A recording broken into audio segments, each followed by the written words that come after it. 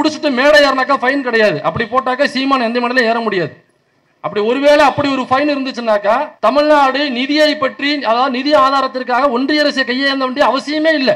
குடிச்சிட்டு மேடையை பேசுறதுக்கு 1 லட்சம் ரூபாய் ஃபைன்னாக்கா இந்தியாவிலே தமிழ்நாடு தான் சுபிச்சகரமான லாபகரமான மாநிலமா இருக்கும். சீமான் எங்கெங்கெல்லாம் போறாரோ 2 டிராபிக் கான்ஸ்டபிள் அப்படி நிக்க விட்டோம்னாக்கா ஒரு நாளையும் 1 லட்சம் ரூபாய் நமக்கு தேறிடும். இதுல 2-3 பிரஸ் மீட்டுக்கு தனினாக்கா அதுக்கு தனியா வந்துடும். இங்க இருந்து படிச்சு அமெரிக்காவுக்கு போறான், யூஎஸ்க்கு போறான். யூஎஸ்ல போய் அங்க உள்ள பெரிய ஐடி நிறுவனங்கள்ல வேலை பார்க்கறான், பெரிய பெரிய பொறுப்புல வேலை பார்க்கறான். சரி, இங்க ஏதோ மூதேவி முண்டக்கலப்பா அறிவு இல்லாம தெரிஞ்சுக்கிட்டு இருக்கு. இங்க உள்ள சாதிய சங்கங்கள் அவங்களை கெடுத்துக்கிட்டு இருக்கு. இங்க உள்ள அந்த ஜாதி உறவுகள் அவனை சுத்தி நின்று இதை நீ ஃபாலோ பண்ணியே ஆகணும், வள்ளிக்கும்மியை நீ அடிச்சே ஆகணும், இப்படி ஒரு உறுதிமொழியை நீ எடுத்தே ஆகணும், இப்படி ஒரு ஜாதி கலப்பு திருமணங்கள் நடைபெற்றால் நாம் அதை தடுத்தே ஆகணும், ஆணவ படுகொலை செய்தே ஆகணும். அப்படி இல்லைனாக்கா உன்னை நாங்கள் ஜாதியிலிருந்து மறுத்து விடுவோம், உறவினர்களிருந்து உன்னை வெட்டி விட்டுருவோம், அவங்க கூட ஆறும் பேச மாட்டோம், அவங்க கூட அண்ணன் தண்ணி போட கூடாது, அவனை ஒரு 6 வருஷம் நம்ம சனசாதியை விட்டு ஒதுக்கி வைக்கணும்னு இங்க உள்ள ஏதோ சாதிய சங்கங்கள் தான் அவனுக்கு இந்த சாதி வரியை ஊட்டுதுன்னா, இங்கேருந்து நீ அமெரிக்காவுக்கு பொருளை படிச்சுட்டு உனக்கு அறிவு வேண்டாம். அங்க இந்த சாதிய சங்கம் உனக்கு சாதி வரியை ஊட்டுது, அங்க எவன் உனக்கு வள்ளிக்கும்மி அப்படின்னு சொல்லி கத்து கொடுக்குறான், அல்லது இதை நீ செஞ்சே ஆகணும்னு அங்க எந்த சாதிய தலைவர் உனக்கு பாடம் எடுக்கிறான், கிளாஸ் எடுக்கிறான், எடுக்கல. இங்கேருந்து அங்க போறாங்க. இவன் இங்க ஏதோ டாடா சுமோல போறானாக்கா அவன் ரேஞ்சுக்கு ஒரு BMW ஆடி ஏதோ பெரிய கார் போல் இருக்குது, லம்போகின் எல்லாம் சொல்லுவாங்கல்ல, அப்படி பெரிய கோடியில விலை உள்ள அந்த கார்கள். அதே கார்ல இங்க எப்படி குரங்கு மாதிரி சில வேலைகளை பாக்குறானோ அதே குரங்கு வேலையை படிச்சுட்டு ஐடி கம்பெனில பல லட்சங்கள், கிட்டத்தட்ட மாசம் 10 லட்சம் ரூபாய் சம்பளம் இருக்கும் அமெரிக்காவில். அங்க போய் இருந்துகிட்டு இதே குரு பூஜை நாள்ல அந்த முண்டக்கலப்பை அந்த வண்டியில ஒரு 10 பேரை முன்னாடி விண்ட்ஷீல்ட்ல உட்கார வச்சுட்டு முன்னாடி பேனட்ல உட்கார வச்சுக்கிட்டு சைட்ல தொங்க விட்டு அப்படி இப்படி ஆட்டிக்கிட்டு இதே மாதிரி வீடியோ எடுத்து அமெரிக்கா போனாலும் அதே வீடியோ போடுறாங்க. இப்ப இவன் படிச்சிருக்கான், நல்ல மார்க் வாங்கியிருக்கான், அமெரிக்காவில் லட்சத்துல சம்பளம் வாங்குறான், ஆனாலும் அவன் பூமரா இருக்கான் பாருங்க. அப்ப பூமருங்கிறவன் எதை இங்க உள்ளவன் மட்டும் இல்ல, வெளிநாடுகளையும் பூமர் இருக்கான். இப்ப இங்க ஒரு நாக்குப்பூச்சி ஒண்ணு சுத்திட்டு இருக்கு. இந்த ஆணவ படுகொலை ஆதரிச்சு பல யூடியூப் சேனல்ல உட்காந்து பேட்டி கொடுத்துட்டு, நீங்க இந்த விட்டலாச்சாரியார் படம் எல்லாம் பாத்திருக்கீங்களா? பாப்பா எல்லாம் பாத்துருக்காரு, சின்ன பிள்ளையா இருக்கு. விட்டலாச்சாரியார் படம்னு இந்த பேய் படம்லாம் எடுப்பா. அப்படி அதுல பாத்தீங்கன்னாக்க முடி இந்த இவ்வளவு பெருசு விட்டுக்கிட்டு வெள்ளை ஃபுல் ஒயிட் காஸ்டியூம்ல ஃபுல் லெகின்ஸ், ஒயிட் லெகின்ஸ், நல்லா டைட்டா வெள்ளை டிஷர்ட் போட்டுக்கிட்டு ஒரு சூனியக்கார பொம்மை மாதிரி மூஞ்சி இருக்கும் அந்த அந்த அந்த பேய்க்கு. அந்த அடுப்பு எரிஞ்சுக்கிட்டு இருக்கும், அதெல்லாம் கால் விட்டு உட்காந்துருக்கும். அந்த சூனியக்கார பொம்மையை பார்த்துருக்கீங்கல்ல, விட்டலாச்சாரியார் பொம்மை படுத்தது. அதை நீங்க யாரும் பார்க்கலன்னா வருத்தப்படாதீங்க, பாப்பா பார்க்கலாம் வருத்தப்பட வேண்டாம். உனக்கு யூடியூப்ல பேட்டி கொடுத்து தெரியுது, அது அப்படியே இருக்கு. முடி எங்கடியும் விட்டுக்கிட்டு பாக்குறதுக்கு அப்படியே விட்டலாச்சாரியார் பொம்மை மாதிரியே இருக்கு. பார்த்தோம்னா நாக்குப்பூச்சி மாதிரியே இருக்கு. அந்த முடியை கட் பண்ணி விட்டாக்கா வெயிட்டே இருக்காது உடம்புல. நான் கூட இங்க வீடியோல பேசும்போது சொன்னேன், இதே மாதிரி பேசிக்கிட்டு சென்னையில பேசிட்டு நிக்காத, குறிப்பா அக்வாரியம் பக்கம் போயிடாத, போனீங்கன்னாக்கா நாக்குப்பூச்சி நினைச்சு தூக்கி மீனுக்கு போட்டுருவாங்க ஏறையா, அதனால ஜாக்கிரதையா இருந்துக்குன்னு சொல்லிட்டு நான் பொதுவெளியில யூடியூப் சேனல்ல உட்காந்து ஜாதி ஆணவ படுகொலை ஆதரிச்சு பேட்டி கொடுத்துட்டு இருக்கான் சுதாகர், கோபி என்கிற இருவர். இதற்கு எதிராக ஒரு வீடியோ போடுறாங்க. அதனால இந்த இளைஞர்கள் எல்லோருமே அப்படின்னு கிடையாது, இது ரொம்ப குறிப்பிட்ட ரொம்ப குவான்டிட்டி கம்மியாக உள்ள நபர்கள் தான் இந்த ஜாதி ஆணவ படுகொலை ஆதரிக்கிறது. ஜாதிக்கு எதிரான மனநிலையில் உள்ளவர்கள் தான் இங்க அதிகம். அப்படித்தான் கோபி சுதாகர் போட்ட வீடியோ கிட்டத்தட்ட 1 கோடி பேர்கிட்ட அந்த வீடியோ போய் சேர்ந்திருக்கு. அவங்க யூடியூப் சேனல் மூலமாக மட்டுமே அது போய் சேர்ந்திருக்கு. இது அன்னில அவன் ட்விட்டர்ல போட்டது, அவன் இன்ஸ்டாவில் போட்டது, ஃபேஸ்புக்ல போட்டது, இது எல்லாம் தனி. அப்ப கணக்கெடுத்தோம்னாக்கா பெரும்பாலும் ஏன்னாக்கா அந்த வீடியோ போட்டவனே அவ்வளவு வியூஸ் போகுது. அப்ப பெரும்பாலும் ஜாதி ஆணவ படுகொலைக்கு எதிராக, ஜாதி ஆணவத்திற்கு எதிரானவர்கள் தான் இந்த சமூகத்தில் அதிகம். அவன் ஓபிசி கம்யூனிட்டியா இருப்பான், அவன் எஸ்சி எஸ்டி எந்த கம்யூனிட்டியாக இருந்தாலும் ஜாதி மனநிலைக்கு எதிராகத்தான் இங்க பெரும்பான்மையான குரல்கள் இருக்கிறது. சுர்ஜித் என்கிற இந்த நபர், ஆணவ படுகொலை செய்த நபர் இருக்கான் பாத்தீங்களா, அவன் ஒரு குறிப்பிட்ட இடைநிலை சமூகம், அதாவது மறவர் கம்யூனிட்டியை சார்ந்தவர். இப்ப இந்த கோபி சுதா ஒரு வீடியோ போட்டோன்னே அதே சமூகத்தை சார்ந்த ஒரு வக்கீல் கோயம்புத்தூர்ல போய் வழக்கு கொடுக்கிறாப்ல, புகார் கொடுக்கிறாப்ல, அவரை நீங்கள் கைது செய்ய வேண்டும். ஏன்பா கைது செய்யணும்? அவர் அதாவது எங்களுடைய ஒட்டுமொத்த கம்யூனிட்டியும் தற்குறி என்று சொல்லுகிறார். அந்த வீடியோவை நீங்க எடுத்து பாருங்க, எந்த இடத்துலயுமே எந்த கம்யூனிட்டியுமே குறிவைத்த ஒரு பேசியிருக்கவே மாட்டாப்ல. ஒரு சின்ன அந்த குறியீடுன்னு சொல்லுவாங்க, அங்க எங்க வச்சா புரியும் அப்படிங்கிறதுக்கு, அந்த குறியீடு கூட ஒட்டுமொத்த வீடியோலையும் கிடையாது. ஏன்னா அவன் சொல்ல வர்றது என்னன்னா, அந்த வீடியோவில் முழுக்க முழுக்க ஜாதி வெறி, ஜாதி ஆணவத்தை ஆதரிக்கிற எல்லோருக்கும் இந்த வீடியோ சமர்ப்பணங்கிற மாதிரி அந்த வீடியோ பண்றான். தற்குறி என்று சொன்னது யாருன்னா, இந்த ஜாதி ஆணவத்தை ஆதரிக்கிற, இந்த ஆணவ படுகொலையை ஆதரிக்கிற, இந்த ஜாதி வெறி பிடித்த மிருகங்கள், இந்த காட்டு மிராண்டிகள் யார் யார் இருக்கானோ அவெல்லாம் தற்குறின்னு சொல்றான். ஒரு சனத்தவளை ஒன்று சுத்திட்டு தெரியுது. இந்த இன்ஸ்டாகிராம்ல உங்களுக்கு எல்லாம் தெரியாதுன்னு நினைக்கிறேன், அதான் எல்லாம் ஒரு மாதிரி பாக்குறீங்க. இந்த வீடியோ பாக்குறவங்களுக்கு சனத்தவளை யாருன்னு தெரியும். நடிப்பு அரக்கன்னு சொல்லி சுத்திட்டு தெரியுது. அது ஆணவ படுகொலையை ஆதரிச்சு அது நிறைய யூடியூப் சேனல்ல உட்காந்து பேட்டி கொடுக்குது. பெரிய நாங்க தான் வந்து ஆண்ட பரம்பரை, நாங்க யார் தெரியுமா, ராஜ பரம்பரை, எங்களுக்குன்னு தனி நடை இருக்கு, தனி உடை இருக்கு, நாங்க வெளியில போனாலே நாங்க குதிரை வண்டியில தான் போவோம், எங்க இடுப்புல எப்பவுமே ராஜராஜன் கொடுத்த வாள் நாங்க சொருகியே வச்சிருப்போம்,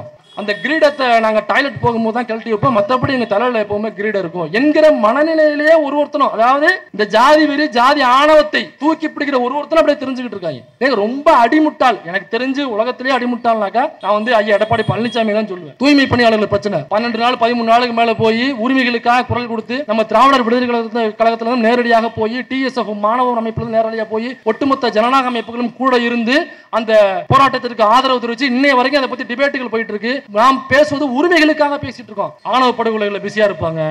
அவங்க அந்த கார்ல இப்படி இப்படி இப்படி ஆடிட்டு போறது, காரை வந்து கூட்டுப்பலை உள்ளுறவு செய்யுது, காருமா அதை பார்க்கும்போது அதுதான் கலாச்சாரம். அவங்க அதுல பயங்கர பிஸியா இருப்பாங்க. குரு பூஜையில பிஸியா இருப்பாங்க, போலீஸ்ல போய் ஒம்பு வைக்கிறது குரு பூஜையில அதுல பயங்கர பிஸியா இருப்பாங்க, கத்தியை வச்சுட்டு ரீல்ஸ் போறதுல பயங்கர பிஸியா இருப்பாங்க. டேய் நீ புடுங்கிறது பூரா தேவையில்லாத ஆணிப்பாங்களா, அந்த மாதிரி பட்டியல் சமூகத்துல வந்து சண்டையை போட்டுட்டு பிரச்சனை பண்ணிட்டு வீடை கொளுத்திக்கிட்டு கத்தியை காமிச்சிட்டு மிளகாப்பொடி தூவி அதுக்கப்புறம் வெட்டுற கேட்டா வீரன், மிளகாப்பொடி தூக்கிட்டு அருவாளை தூக்கிட்டு வெட்டினாக்கா அது பேர் வீரம்னு வேற சொல்றாங்க. நான் வெட்டுறதே வீரம் இல்லைங்கிறேன். இப்படி சொன்னோடனே என்ன பண்ணுவாங்கன்னா, சரி மிளகாப்பொடி தூவாம விட்டுட்டுமா அப்படின்னு, டேய் வெட்டுறதே வீரம் இல்லைன்னு நான் சொல்றேன், வெட்டுறதுக்கு பேர் வீரமா? திராவிடர் விடுதலை கழகம் துவங்கி 14ஆம் ஆண்டு துவக்க நாள், அது மட்டும் இல்லாம சுயமரியாதை நூற்றாண்டு, இப்படி பல சிறப்புமிக்க விஷயங்கள் பேசுவதற்கு ஏராளமாக இருக்கும் பொழுது அதற்கு இடையிலே ஒரு துக்ககரமான செய்தியாக கவின் என்கிற ஒரு இளைஞர், பட்டியல் சமூகத்தை சார்ந்த இளைஞர், அவர் ஒரு இடைநிலை சமூகத்தை சார்ந்த கவின் என்கிற அந்த ஆணவ படுகொலை செய்யப்பட்டவர் சுர்ஜித் என்கிற நபரால் ஆணவ படுகொலை செய்யப்படுகிறார். தமிழ்நாடு முழுக்க பெரிய பேசு பொருளாக மாறுகிறது. பெரியார் மண் அப்படின்னு சொல்றோம், சுயமரியாதை நூற்றாண்டு, பிஜேபி தமிழ்நாட்டுக்குள்ள ஜீரோ. பிஜேபின்னு சொன்னாலே எல்லாரும் ஷூவை பார்க்குற அளவுக்கு தான் நம்ம பிஜேபியை தமிழ்நாட்டுக்குள்ள வச்சிருக்கோம். வட மாநிலங்களுக்கு போனாக்கா சாவர்கர் அப்படின்னா பயங்கர மரியாதையோடு எல்லாம் பார்ப்பாங்க. தமிழ்நாட்டுக்குள்ள மட்டும்தான் சாவர்கரை நம்ம பேட்டா ஷோரூமுடைய ஒரு மாடலாக பயன்படுத்திக்கிட்டு இருக்கோம்.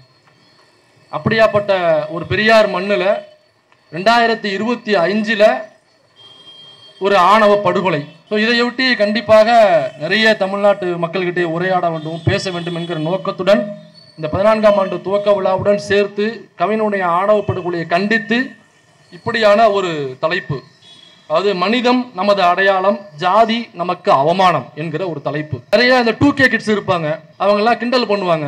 ரொம்ப வயசானவங்களை பார்த்தா எல்லாம் பூமருங்க, என்ன தெரியும் அவங்களுக்கு, அவங்களுக்கு ட்விட்டர் தெரியுமா, அவங்களுக்கு இன்ஸ்டா தெரியுமா, ரீல்ஸ் என்னன்னு தெரியுமா, அவங்களுக்கு இன்ஸ்டால ஃபெமிலியரா இருக்கிற நபர்கள் யாராவது தெரியுமா, அவங்களுக்கு கயாடு லோகர்னா யாருன்னு தெரியுமா, தேர் ஆல் பூமர்ஸ், எல்லாம் பூமருங்கடா அப்படின்னு சொல்லுவாங்க. உண்மையிலேயே பூமர் யாருனாக்கா இந்த 2K கிட்ஸ்ல ஜாதியை தன்னுடைய அடையாளமாக வைத்துக்கொண்டு, அதை ஒரு பெருமையாக வைத்துக்கொண்டு, ஜாதியை ஒரு ஆணவமாக வைத்துக்கொண்டு யாரெல்லாம் பேசிக்கொண்டு ரீல்ஸுகள் போட்டுக்கொண்டு யாரெல்லாம் தன்னுடைய சக நண்பர்களுடன் அதை பற்றி உரையாடுகிறார்களோ, அதாவது ஜாதிய ஆணவத்தை பற்றி உரையாடுகிறார்களோ, அவங்க தான் இங்க பூமர்ஸ். தேர் ஆல் ஒன்லி பூமர்ஸ். பூமர்னா ஏதோ வயசானவங்க அப்படின்னு நினைச்சிட்டு இருக்காங்க. பூமர் அப்படிங்கிறதுக்கான அர்த்தமே என்னன்னாக்கா பிற்போக்குவாதின்னு அர்த்தம். அறிவியலை நம்பாதவர்கள், மூளையை பயன்படுத்தாதவர்கள் பிற்போக்குவாதிகள் என்றுதான் பூமருங்கிறதுக்கான அர்த்தமே அதுதான். இவன் என்ன நினைச்சிட்டு இருக்கான்னாக்கா வயசானவங்கனாலே பூமர் நினைச்சிட்டு இருக்கான்.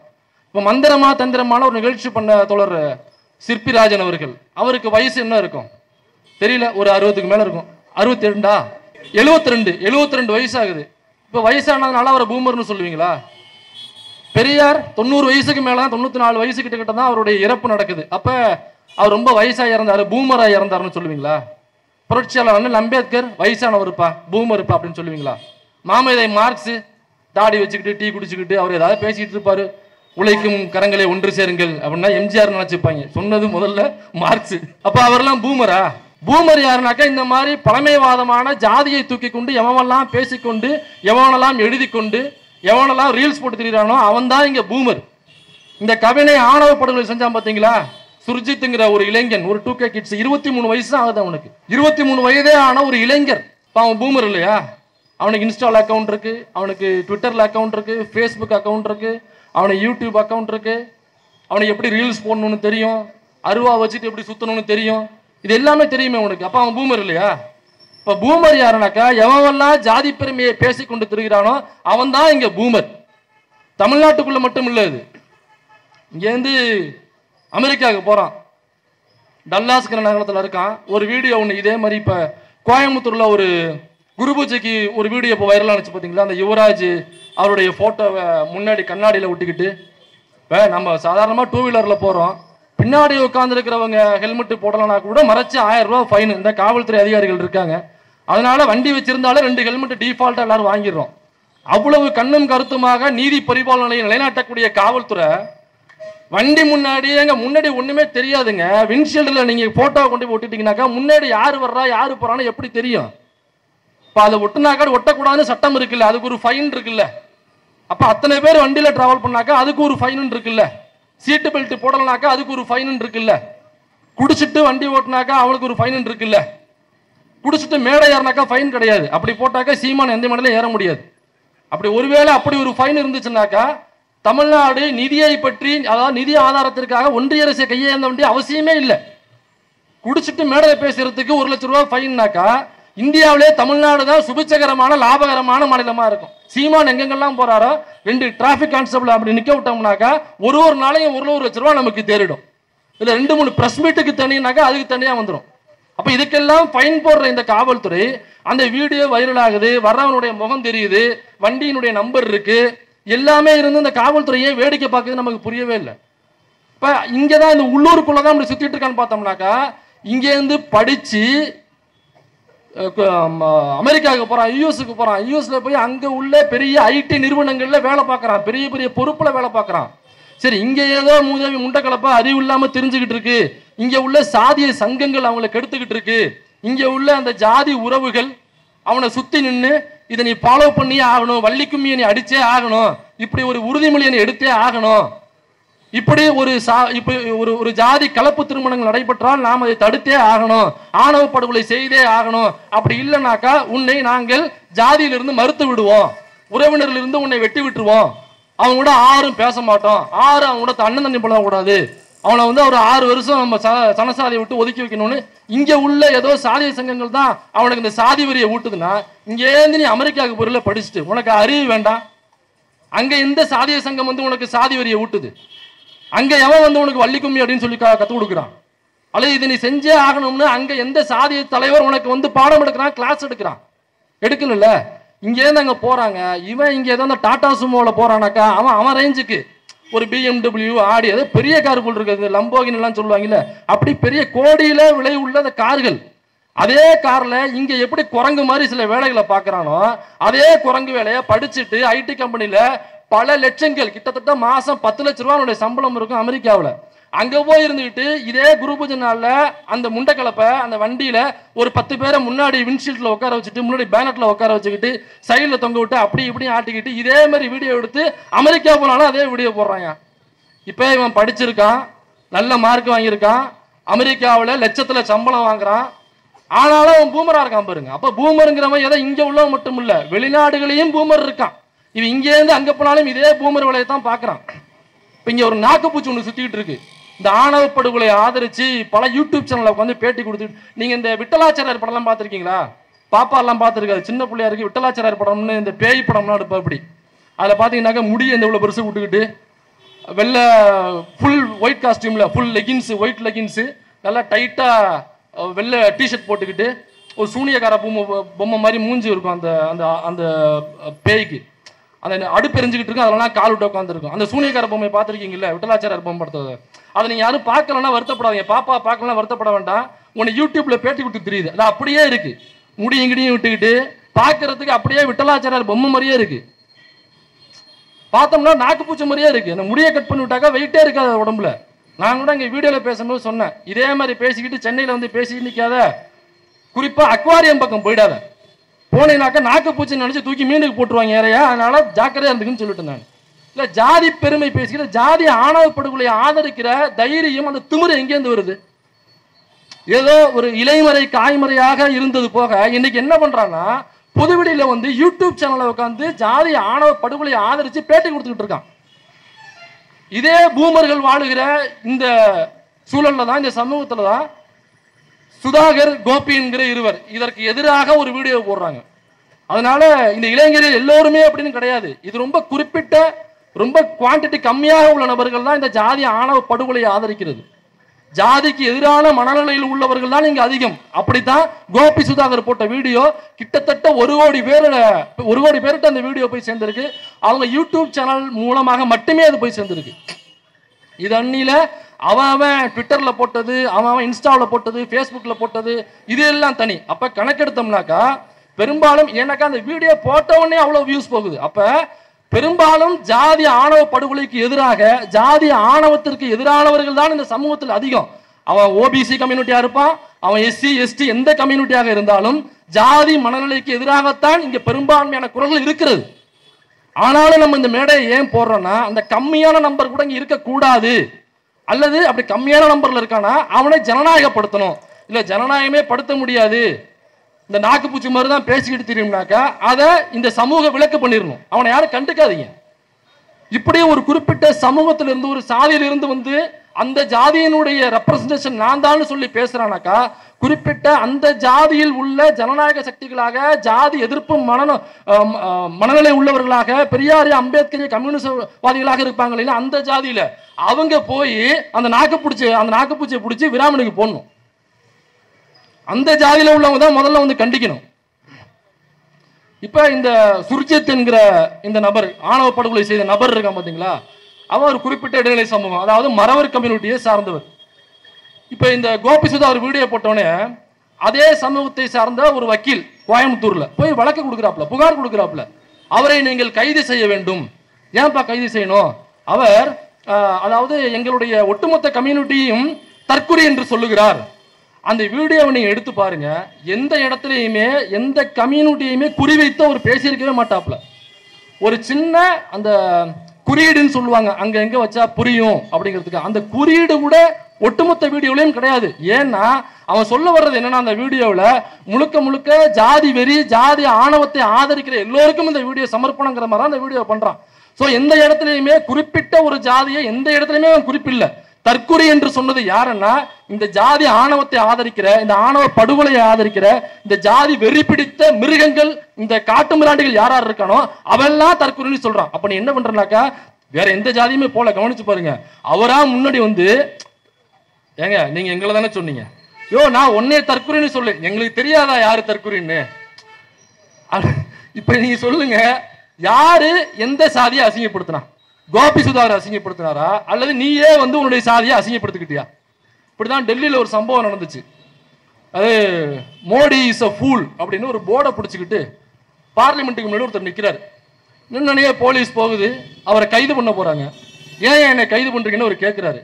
பின்னாடி என்ன மோடி ஒரு முட்டாள்னு எழுதியிருக்கிய, அப்ப பிரைம் மினிஸ்டர் நீ போட்டு முட்டாள்னு எழுதுனாக்கா உன்னை சும்மா விடுவாங்களான்னு கேட்கிறாங்க. அவர் சொல்றாரு, ஏங்க மோடின்னா என்ன, அவர் மட்டுமா மோடி? அவர் நரேந்திர மோடி, லலித் மோடி இருக்காரு, நீரவ் மோடி இருக்காரு, இத்தனை மோடிகள் என்னுடைய காசை ஆட்டையை போட்டு பேங்குக்கு திரும்ப கட்டாம ஓடி போயிட்டாங்க. பூரா லட்சம் கோடி அது திரும்ப கொண்டாந்து கொடுத்தாக்கா நலத்திட்டமாக எனக்கு வந்து சேரும்ல, அதனால நான் மோடி ஒரு முட்டாள்னு போட்டிருக்கேங்க, நான் பிரைம் மினிஸ்டர் சொல்லலைங்க அப்படின்னு போலீஸ்காரன் சொல்றேன்.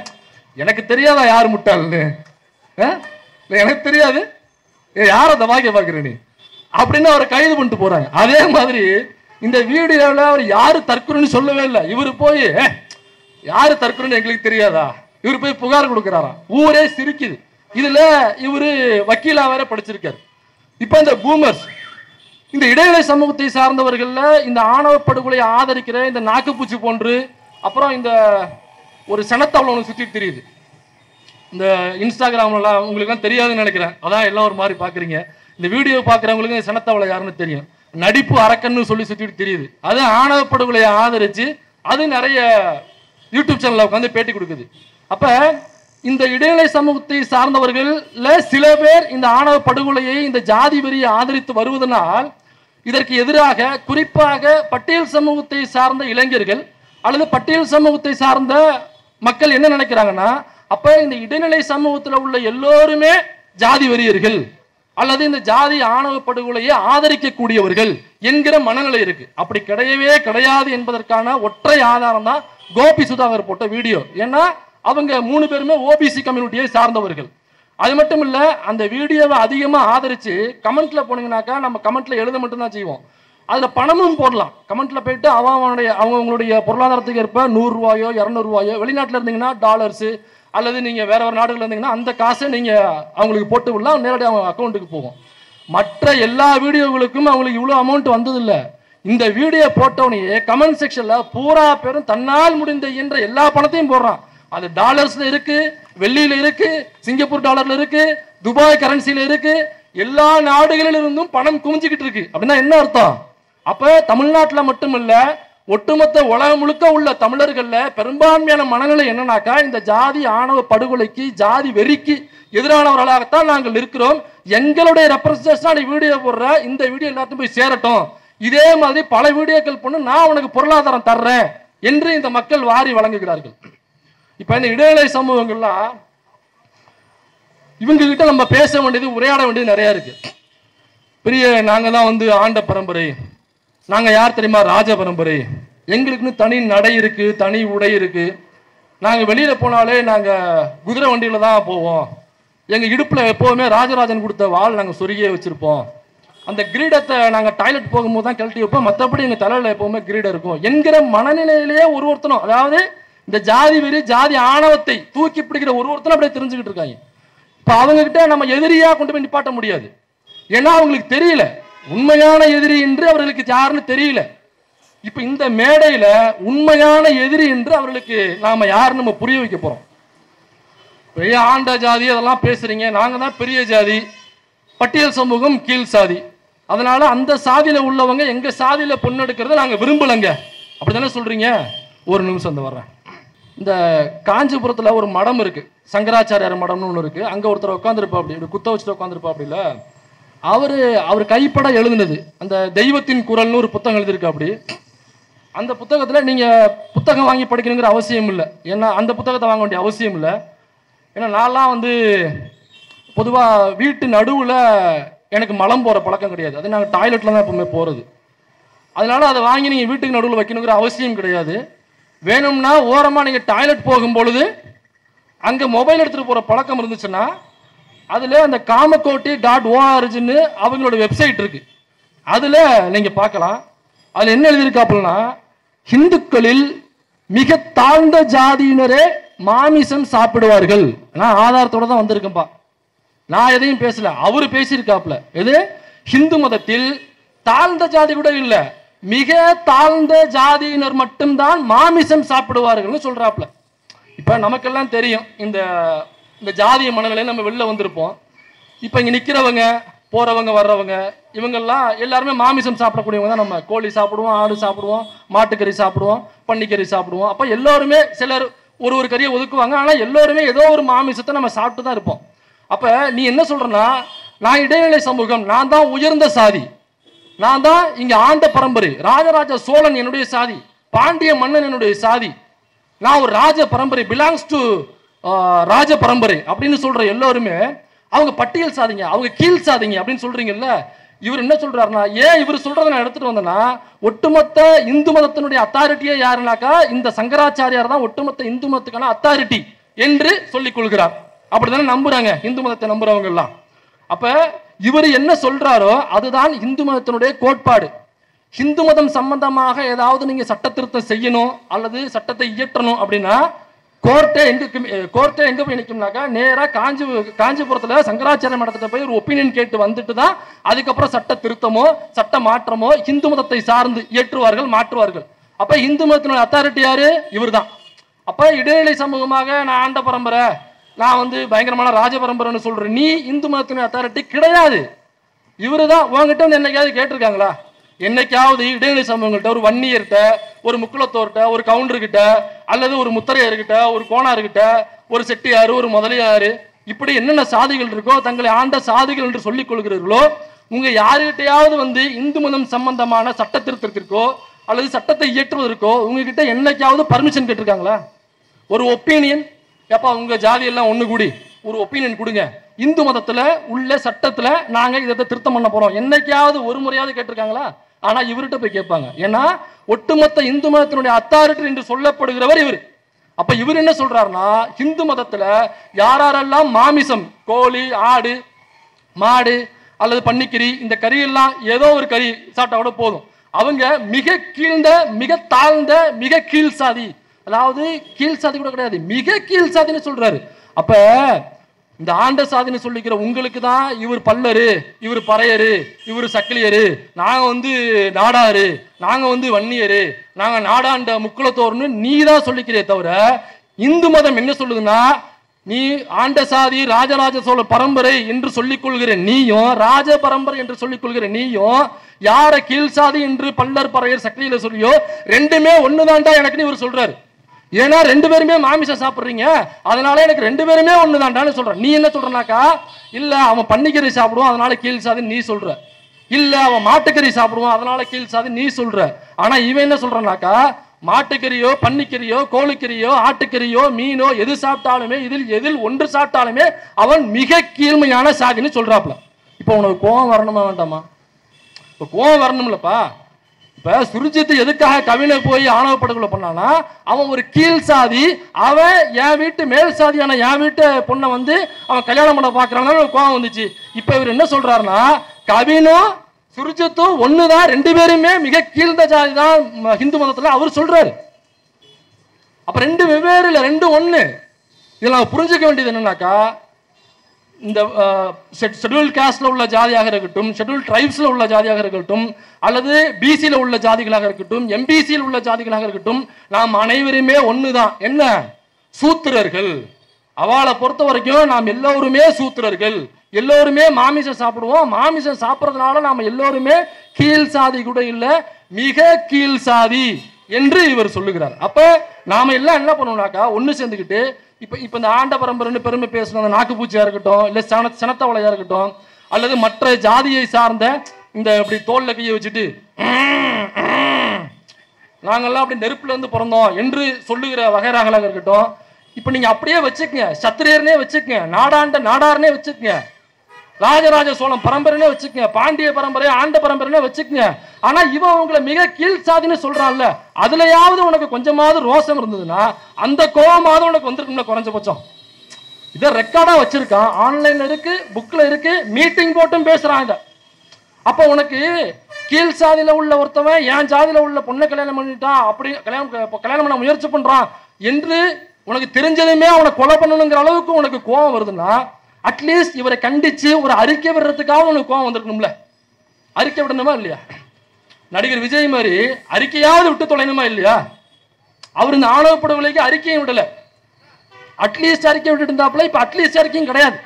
ஏன்னா ஆணவ படுகொலை இல்ல, ஒரு சாதிக்கு எதிராக பேசணும்னாக்கா மற்ற சாதிகளுடைய ஓட்டு வராது அப்படிங்கிறதுக்காக அவர் அறிக்கையும் விடல. அதே காமகோட்டி.org என்ன சொல்றாருன்னா, பொதுவாக வெளிப்படையாக பார்ப்பதற்கு வேறு குணம் இருப்பது போல் தோன்றினாலும் உள்ளூர பிறப்பால் ஜாதி தொழிலுக்கேற்ற அந்த ஜாதி புத்தி தான் ஒவ்வொருக்கும் இருக்கும் என்று அவர் சொல்றார். அதாவது சாதி புத்தி தான் ஒருத்தனுக்கு இருக்குமே தவிர, நீ என்னதான் படிச்சு நீ கோட் சூட்டு போட்டாலும், கால் மேல கால் போட்டு நம்ம உக்காந்தாலும், கூலிங் கிளாஸ் போட்டாலும், நம்ம மாடர்னா மாறினாலும், நம்ம என்னதான் ஜனநாயகமாக பேசினாலும், என்னதான் உரையாடினாலும், இங்கிலீஷ் பேசினாலும், பெரிய பெரிய பொறுப்புகளில் உட்காந்தாலும், 1.5 லட்ச ரூபா சம்பளம் வாங்கலாம், என்ன சொல்றாப்லனாக்கா, நீ பிறப்பால் என்ன ஜாதியோ அந்த ஜாதிக்குன்னு ஒரு புத்தி இருக்கு, அந்த புத்தி தாண்டா ஒவ்வொருத்தனுக்கும் இருக்கும் அப்படின்னு சொல்றாப்ல. அப்ப இதுல நம்ம என்ன கேட்கிறோம்னா, இந்த ஆணவ படுகொலை செய்த சுர்ஜித் மறவர் சமூகத்தை சார்ந்தவர். இந்த கல்லர், மறவர், அகமுடையர் இதெல்லாம் அந்த பக்கம் இருக்கக்கூடிய பெரும்பான்மையாக இருக்கக்கூடிய ஜாதிகள். இந்த ஜாதியில பெரும்பான்மையாக இருக்கக்கூடியவர்களை தான் குற்றப்பரம்பரை என்ற சட்டத்துல உள்ள போட்டு கைது பண்ணாங்க. குற்றப்பரம்பரைனா சாயங்காலம் 6 மணி ஆயிருச்சுனாக்கா அந்த ஜாதியில் உள்ள, அதாவது பெரும்பான்மையாக மறவர் கல்லர் சமூகத்தை சார்ந்தவர்கள் தான் அதுக்குள்ள இருந்தாங்க. ஒரு சில இடங்கள்ல பறையர் சமூகமும் குற்றப்பரம்பரையில் இருந்திருக்கு, குறவர் சமூகமும் இருந்திருக்கு, நிறைய சமூகங்கள் இருந்திருக்கு. அதுல பெரும்பான்மையாக இருந்தது இந்த பிரமலை கல்லரு மறவர், இவங்க தான் பெரும்பான்மையாக இருந்தது. அப்ப அந்த பகுதியில் சொல்றேன். அப்ப அந்த பகுதியில் இருந்தவங்க மாலை 6 மணி ஆயிருச்சு அப்படின்னாக்கா ஆம்பளைங்க வீட்டுல இருக்க கூடாது, பக்கத்துல இருக்கிற கச்சேரிக்கு போயிட்டு, கச்சேரினாக்கா போலீஸ் ஸ்டேஷனுக்கு போயிட்டு நீங்க சைன் போட்டு கட்டவரல் வச்சுட்டு கைரேகை சட்டம் அங்க கைரேகை வச்சுட்டு அந்த ஸ்டேஷன்லயே படுத்துடணும். மறுநாள் காலையில 6-7 மணிக்கு தான் நீங்க வீட்டுக்கு போகணும். இரவு ஆனாக்கா நீங்க வீட்டுல இருக்க கூடாது. அவன் பக்கத்துல உள்ள போலீஸ் ஸ்டேஷன்ல போயிட்டு கையெழுத்தோ அல்லது கை நாட்டோ வச்சுட்டு அங்க படுத்துறணும். பிறந்த குழந்தையாக இருந்தாலும் அது ஆண் குழந்தையாக இருக்கும் பட்சத்துல அந்த குழந்தையும் போலீஸ் ஸ்டேஷனில் இருக்க வேண்டும். அவர் சாக போறாருங்க, இழுத்துட்டு கிடக்கிறாருங்க, அவரும் போலீஸ் ஸ்டேஷனில் இருக்க வேண்டும் மாலை 6 மணி ஆனால். இதுதான் அந்த குற்றப்பரம்பரை சட்டம் சொல்ல வர்றது. அப்ப ஏன் குற்றப்பரம்பரை சட்டம் வருதுன்னா, பிறப்பாலேயே இவர்கள் ஒரு குணத்தை உடையவர்கள், அதாவது சமூகத்திற்கு தீங்கான செயல்களை செய்யக்கூடிய குணம் படைத்தவர்கள், இரவில் சென்று தீய வேலைகளை செய்யக்கூடியவர்கள். இது பரம்பரையாக ஜாதி ஜாதியாக அந்த ஜாதியில் அந்த பரம்பரையில் பிறந்த எல்லோருக்குமே அந்த குணம்தான் என்பதனாலதான் அந்த குற்றப்பரம்பரை சட்டம்னு ஒண்ணு கொண்டு வந்தாங்க. அதை எதிர்த்துதான் பல போராளிகள் போராடி அதை நீக்கினாங்கன்றது வேற கதை. இப்ப நம்ம அதுக்குள்ள போகல. அப்ப குற்றப்பரம்பரை சட்டம்ங்கிறத அந்த ஜாதி புத்தி அப்படின்னு தான் அவங்க குறிப்பிடுறாங்க. அப்ப இவர் என்ன சொல்றாருன்னா, இவரும் அதை தான் சொல்றாரு. அப்படி இல்ல அப்படின்னு சொல்லிதான் அந்த குற்றப்பரம்பரையில் உள்ள அனைத்து சாதியில உள்ளவங்களும் படிச்சாங்க, மேலதிகாரி வந்தாங்க, இன்னைக்கு அனைத்து போஸ்ட்லயும் உட்கார்ந்துருக்காங்க. போலீஸ் லெவல்ல, ஐஜி லெவல்ல, டிஐஜி லெவல்ல எடுத்துக்கங்க, அல்லது மற்ற தமிழ்நாட்டில் உள்ள பெரிய பெரிய பொறுப்புகள் எடுத்துக்கங்க. இந்த குற்றப்பரம்பரை என்று யாரை சொல்லி பிறப்பால் உனக்கு படிப்பு ஏறாதரா, நீ இரவு 6 மணி ஆனாக்கா நீ திருட போயிடுவ, சமூகத்திற்கு தீங்கான வேலைகளை செய்வ என்று சொல்லி போலீஸ் ஸ்டேஷன்ல உட்கார வச்சாங்களோ, அந்த குற்றப்பரம்பரை சட்டத்தை நீக்கினதுக்கு பிறகு அந்த சமூகத்தில் உள்ளவர்கள் படித்தார்கள், அதுல பெரும்பான்மையானவர்கள் வேலைக்கு போனார்கள், இன்னைக்கு எல்லா இடத்துலயும் போய் உட்கார்ந்துருக்காங்க. அப்படி இல்லடா, பிறப்பால் ஒண்ணு கிடையாதுடா என்று நிரூபித்து அதுல இருந்து வெளில வந்த சமூகம் அது. அந்த சமூகத்தை இன்னைக்கும் இவர் என்ன சொல்றாருன்னா, 2025 இன்றைய தேதி ஆகஸ்ட் 14 இன்றைய தேதிக்கும் இந்த பீஸ் என்ன சொல்லுதுன்னா, அவங்களுடைய காமக்கோட்டை இன்னமும் இருக்கு அந்த மேட்டர், நீங்க எடுத்து படிக்கலாம். அப்ப பிறப்பால் எவ்வளவு ஒருவன் இந்த ஜாதியோ அந்த ஜாதி புத்தி தாண்டா இருக்கும், அது மாறாதுன்னு சொல்றான். அவர் டிஐஜி ஆகலாம், ஐஜி ஆகலாம், இன்ஸ்பெக்டர் ஆகலாம், நீதிபதி ஆகலாம், சுப்ரீம் கோர்ட் ஜட்ஜ் ஆகலாம், யாராக வேண்டுமானாலும் ஆகலாம். ஆனால் பிறப்பால் உனக்கு ஒரு புத்தி என்று சனாதனத்தில் எழுதியிருக்குல்ல, அந்த புத்தி தாண்டா உனக்கு கடைசி வரைக்கும் இருக்குன்னு சொல்றான். இப்போ உனக்கு கோவம் வரணுமா இல்லையா? இந்த நாக்கு பூச்சிக்கு, இந்த சென்னத்தவளைக்கு, பிலாங்ஸ் டு ராஜபரம்பரை என்று சொன்ன எல்லோருமே, இந்த ஜாதி ஆணவ படுகொலை ஆதரிக்கிற எல்லோருமே, ஏன் உங்க ஜாதியிலேயே பொண்ணு இல்லையா கேட்கிறாங்க? உங்க ஜாதியிலேயே பொண்ணு இல்லையா கட்டுறதுக்கு? ஒரு குடமலகாமுக்கு ஒருத்தன் புதுசா வந்திருக்கான். உங்க ஜாதியிலேயே கட்டுறதுக்கு பொண்ணு இல்லையா? உங்க ஜாதியிலேயே லவ் பண்றதுக்கு பொண்ணு இல்லையா? ஆமா, லவ் பண்ற பொழுது உங்க கம்யூனிட்டி சர்டிஃபிகேட் கொடுங்க. கம்யூனிட்டி சர்டிஃபிகேட் கொடுத்துட்டீங்களா? ஓகே. இதுல உட்பிரிவு எந்த கூட்டம் நீங்க? இது கோயம்புத்தூர் பக்கம் எந்த கூட்டம் நீங்க? அந்த டல்லாஸ்ல அந்த கார் முன்னாடி போட்டு போனாங்க இல்ல, அவங்க எல்லாம் கவுண்டர்கள் மட்டும் கிடையாது, கவுண்டர்கள்ல தனி கூட்டம், காடை கூட்டம், அந்த கூட்டம் இந்த கூட்டம் நமக்கு அது புரியல. அதுல ஒரு கூட்டம், அந்த கூட்டத்துல உள்ளவங்க மட்டும்தான் அங்க போகணும். அதே ஜாதியில மற்ற கூட்டம் இருப்பாங்கல்ல, அவங்களுக்கு அங்க அலௌடு இல்லை, அனுமதி கிடையாது. இது என்ன பண்றாங்க, ஆன்லைன் அப்ளிகேஷன்ல இதை ஆர்கனைஸ் பண்றதுக்கு ஒரு ஆன்லைன் அப்ளிகேஷனை போட்டு அதுல என்ன ஜாதி, அதுல என்ன கூட்டம், இதெல்லாம் போட்டிருக்கான். ஏண்டா, உனக்கு மொபைலை கண்டுபிடிக்க துப்பு இல்லை, கம்ப்யூட்டரை கண்டுபிடிக்க துப்பு இல்லை, கரண்ட்டை கண்டுபிடிக்க துப்பு இல்லை, ஒரு ஸ்க்ரூ போல்ட கண்டுபிடிக்க கூட உனக்கு துப்பு கிடையாது. ஆனா ஜாதியில உட்பிரிவு, அதுல இந்த கூட்டம், இதுல மட்டும் வாங்க நம்ம காரு முன்னாடி எவனோ கண்டுபிடிச்ச கார், அந்த காரை கண்டுபிடிக்காத உனக்கு அறிவு இருந்திருக்கா? அதுவும் கிடையாது. ஆனா ஜாதியை மட்டும் பிடிச்சி தூக்கிட்டு வந்துருது. அப்ப இப்ப இங்க போய் கேட்கணும்ல, ஜாதிக்கு ஒரு புத்தின்னு சொல்றான்ல இவன். அப்ப இந்த குற்றப்பரம்பரை சட்டத்தை மாதிரி வேற என்னென்ன சாதிக்கு என்னென்ன புத்திகள் என்று சொல்லி அடக்குமுறை சட்டங்கள் ஏவப்பட்டதோ, அதுல இருந்து வெளியேறி அந்த சாதியை சார்ந்த, குறிப்பா நான் இந்த சுர்ஜித் சமூகத்தை சார்ந்தவர்களே, முக்குலத்தோர் சமூகத்தை சார்ந்தவர்களே கேட்கிறேன். இப்ப இதை போய் கேட்கணுமா இல்லையா? காஞ்சிபுரம் இங்க தானப்பா இருக்கு. காஞ்சிபுரம் என்ன லண்டனுக்கு அங்கிட்டு இருக்கா? அல்லது உலகத்தினுடைய முக்கோடியில யாரும் போக முடியாத இடத்துல 7 கடல் தாண்டி 7 மலை தாண்டி எங்கோ ஒரு இடத்துல அந்த குருவியினுடைய மூளைக்குள்ள கொண்டு போய் அந்த காஞ்சிபுரம் மரத்தை வச்சிருக்காங்களா? இல்ல, இந்த காஞ்சிபுரம் இந்த இங்க இருக்கு. கார் எடுத்தோம்னாக்க 1.5 மணி நேரத்துல போகலாம், பஸ்ல ஏறினாக்க 2.5 மணி நேரத்துல போய் இறங்கலாம். அப்ப இந்த ஆணவ படுகொலை ஆதரிக்கு நீ உன்னுடைய குறிப்பிட்ட ஜாதியையே ஜாதி புத்தின்னு சொல்லி ஒருத்தன் பேசுறான்ல, இவனை நோக்கி உனக்கு ஏன் இந்த கோபமும் வரலன்னு கேட்கிறேன். ஓன் ஜாதிக்குள்ளேயே பொண்ணு இல்லையா நீ காதலிக்கிறதுக்கு? ஓன் ஜாதிக்குள்ளேயே லவ் பண்ணுன்னு சொல்றான்ல, அவன்கிட்ட நான் இப்போ ஒரு கேள்வி கேட்கிறேன். பல பேர் இந்த கேள்வி கேட்டாங்க, பல பேர். இப்ப நான் அவங்ககிட்ட கேட்கிறேன், இப்ப குறிப்பிட்ட அந்த முக்குலத்தோர் கம்யூனிட்டில இருந்து வர்றவங்க தான் அந்த பெருமை, எனக்கு அந்த சுர்ஜித் அந்த கம்யூனிட்டிங்கிறதுனால அதுல இருந்து வர்றதெல்லாம் இந்த கேள்வி கேட்டுட்டு இருக்கு. இப்ப நான் கேட்கிறேன், உங்களுடைய தலைவராக நீங்க யாரை சொல்றீங்க? முத்துராமலிங்க தேவரை சொல்றீங்க. முத்துராமலிங்க தேவர் தன்னுடைய கடவுளாக யாரை சொல்றாரு? முருகனை சொல்றாரு. முருகன் தான் அவருடைய கடவுளா சொல்றாரு. தானே முருகனுடைய மறு உருவம் அப்படின்லாம் பல பேர் சொல்றாங்க. அப்ப முருகனுக்கு லவ் பண்றதுக்கு அவர் ஜாதியிலே பொண்ணு கிடைக்கலையா? முருகன் இந்த கேள்வி கேட்கணும்ல.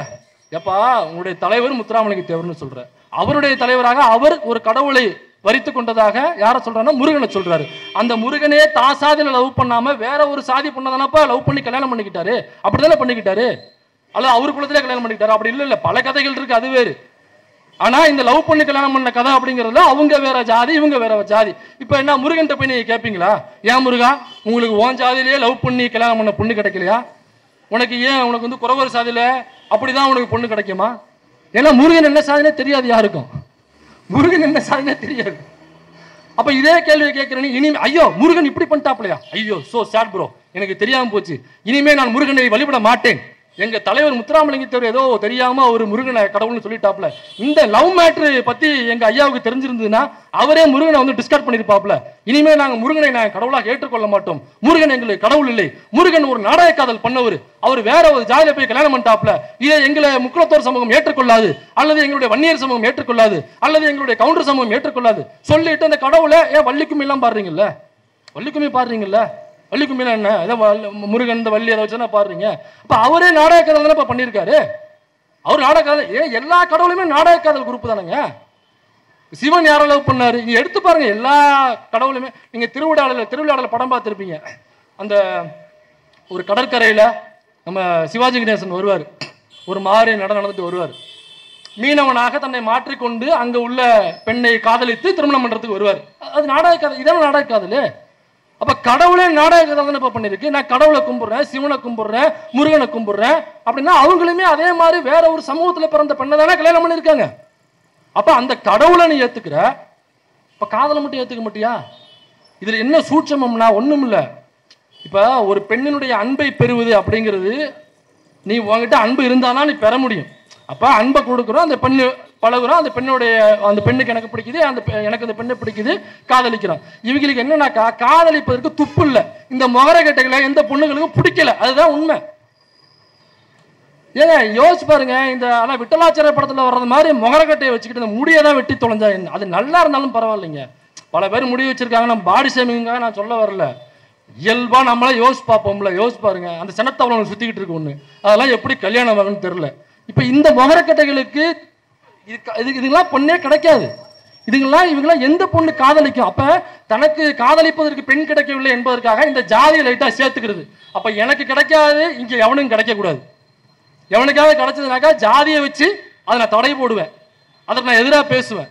அப்படிதான் பேசிட்டு இருக்கேன். அப்ப உனக்கு அவ்வளவு இருந்ததுனாக்கா காஞ்சி சங்கர மடத்துல போய் கேட்க வேண்டியது. நீ அதே தெய்வத்தின் குரல்ல இன்னொரு ஸ்டேட்மெண்ட், இங்கே ஒரு விஷயம் சொல்ல வேண்டும், ராஜாவுக்கு பிராமணனை தண்டிக்க மட்டும் அதிக சூரிட்டிகள் கொடுக்கப்படவில்லை, அதாவது ஆணை கொடுக்கப்படவில்லை, அவருக்கு அந்த அதிகாரம் கிடையாதுன்னு சொல்றாரு. பிராமணனுக்கு தரும் தண்டனை மிக குறைவான தண்டனையாகவே இருக்க வேண்டும் என்று சொல்றாப்ல. எது காமகோட்டி.org இந்து மதத்தினுடைய தலைவராக தன்னை சொல்லிக் கொள்கிற, இந்து மதத்தினுடைய ஆரிஜினாக அதாவது ஊற்றாக சொல்லக்கூடிய காஞ்சி சங்கர மடத்துல உள்ளவர் என்ன சொல்றாருன்னா, பார்ப்பானுக்கு தண்டனை கொடுக்கும் அதிகாரம், அதாவது கடுமையான தண்டனை கொடுக்கும் அதிகாரம் இந்து மதத்தை பொறுத்தவரை அவன் மன்னனாகவே இருந்தாலும் அவனுக்கு கொடுக்கப்படவில்லை அப்படின்னு சொல்றாப்ல. எந்த இடத்துலையும் ஒரு முக்குளத்தோருக்கு கடுமையான தண்டனை கொடுக்கும் அதிகாரம் மன்னனாகவே இருந்தாலும் அவனுக்கு கொடுக்கப்படவில்லைன்னு சொல்லல. ஒரு கவுண்டருக்கு, ஒரு வன்னியருக்கு, ஒரு முத்திரையருக்கு, ஒரு நாடாருக்கு, ஒரு செட்டியாருக்கு, முதலியாருக்கு கடுமையான தண்டனைகள். ஏன்னாக்கா இவங்கெல்லாம் மேல் சாதி, இவங்கெல்லாம் ஆண்ட சாதி, இவங்கெல்லாம் ராஜராஜ சோழன் பரம்பரை, இவங்கெல்லாம் பாண்டியன் பரம்பரை, அதனால இந்த பரம்பரையை சார்ந்தவர்களுக்கு ஒரு லெஜிட்டிமேட் உண்டு.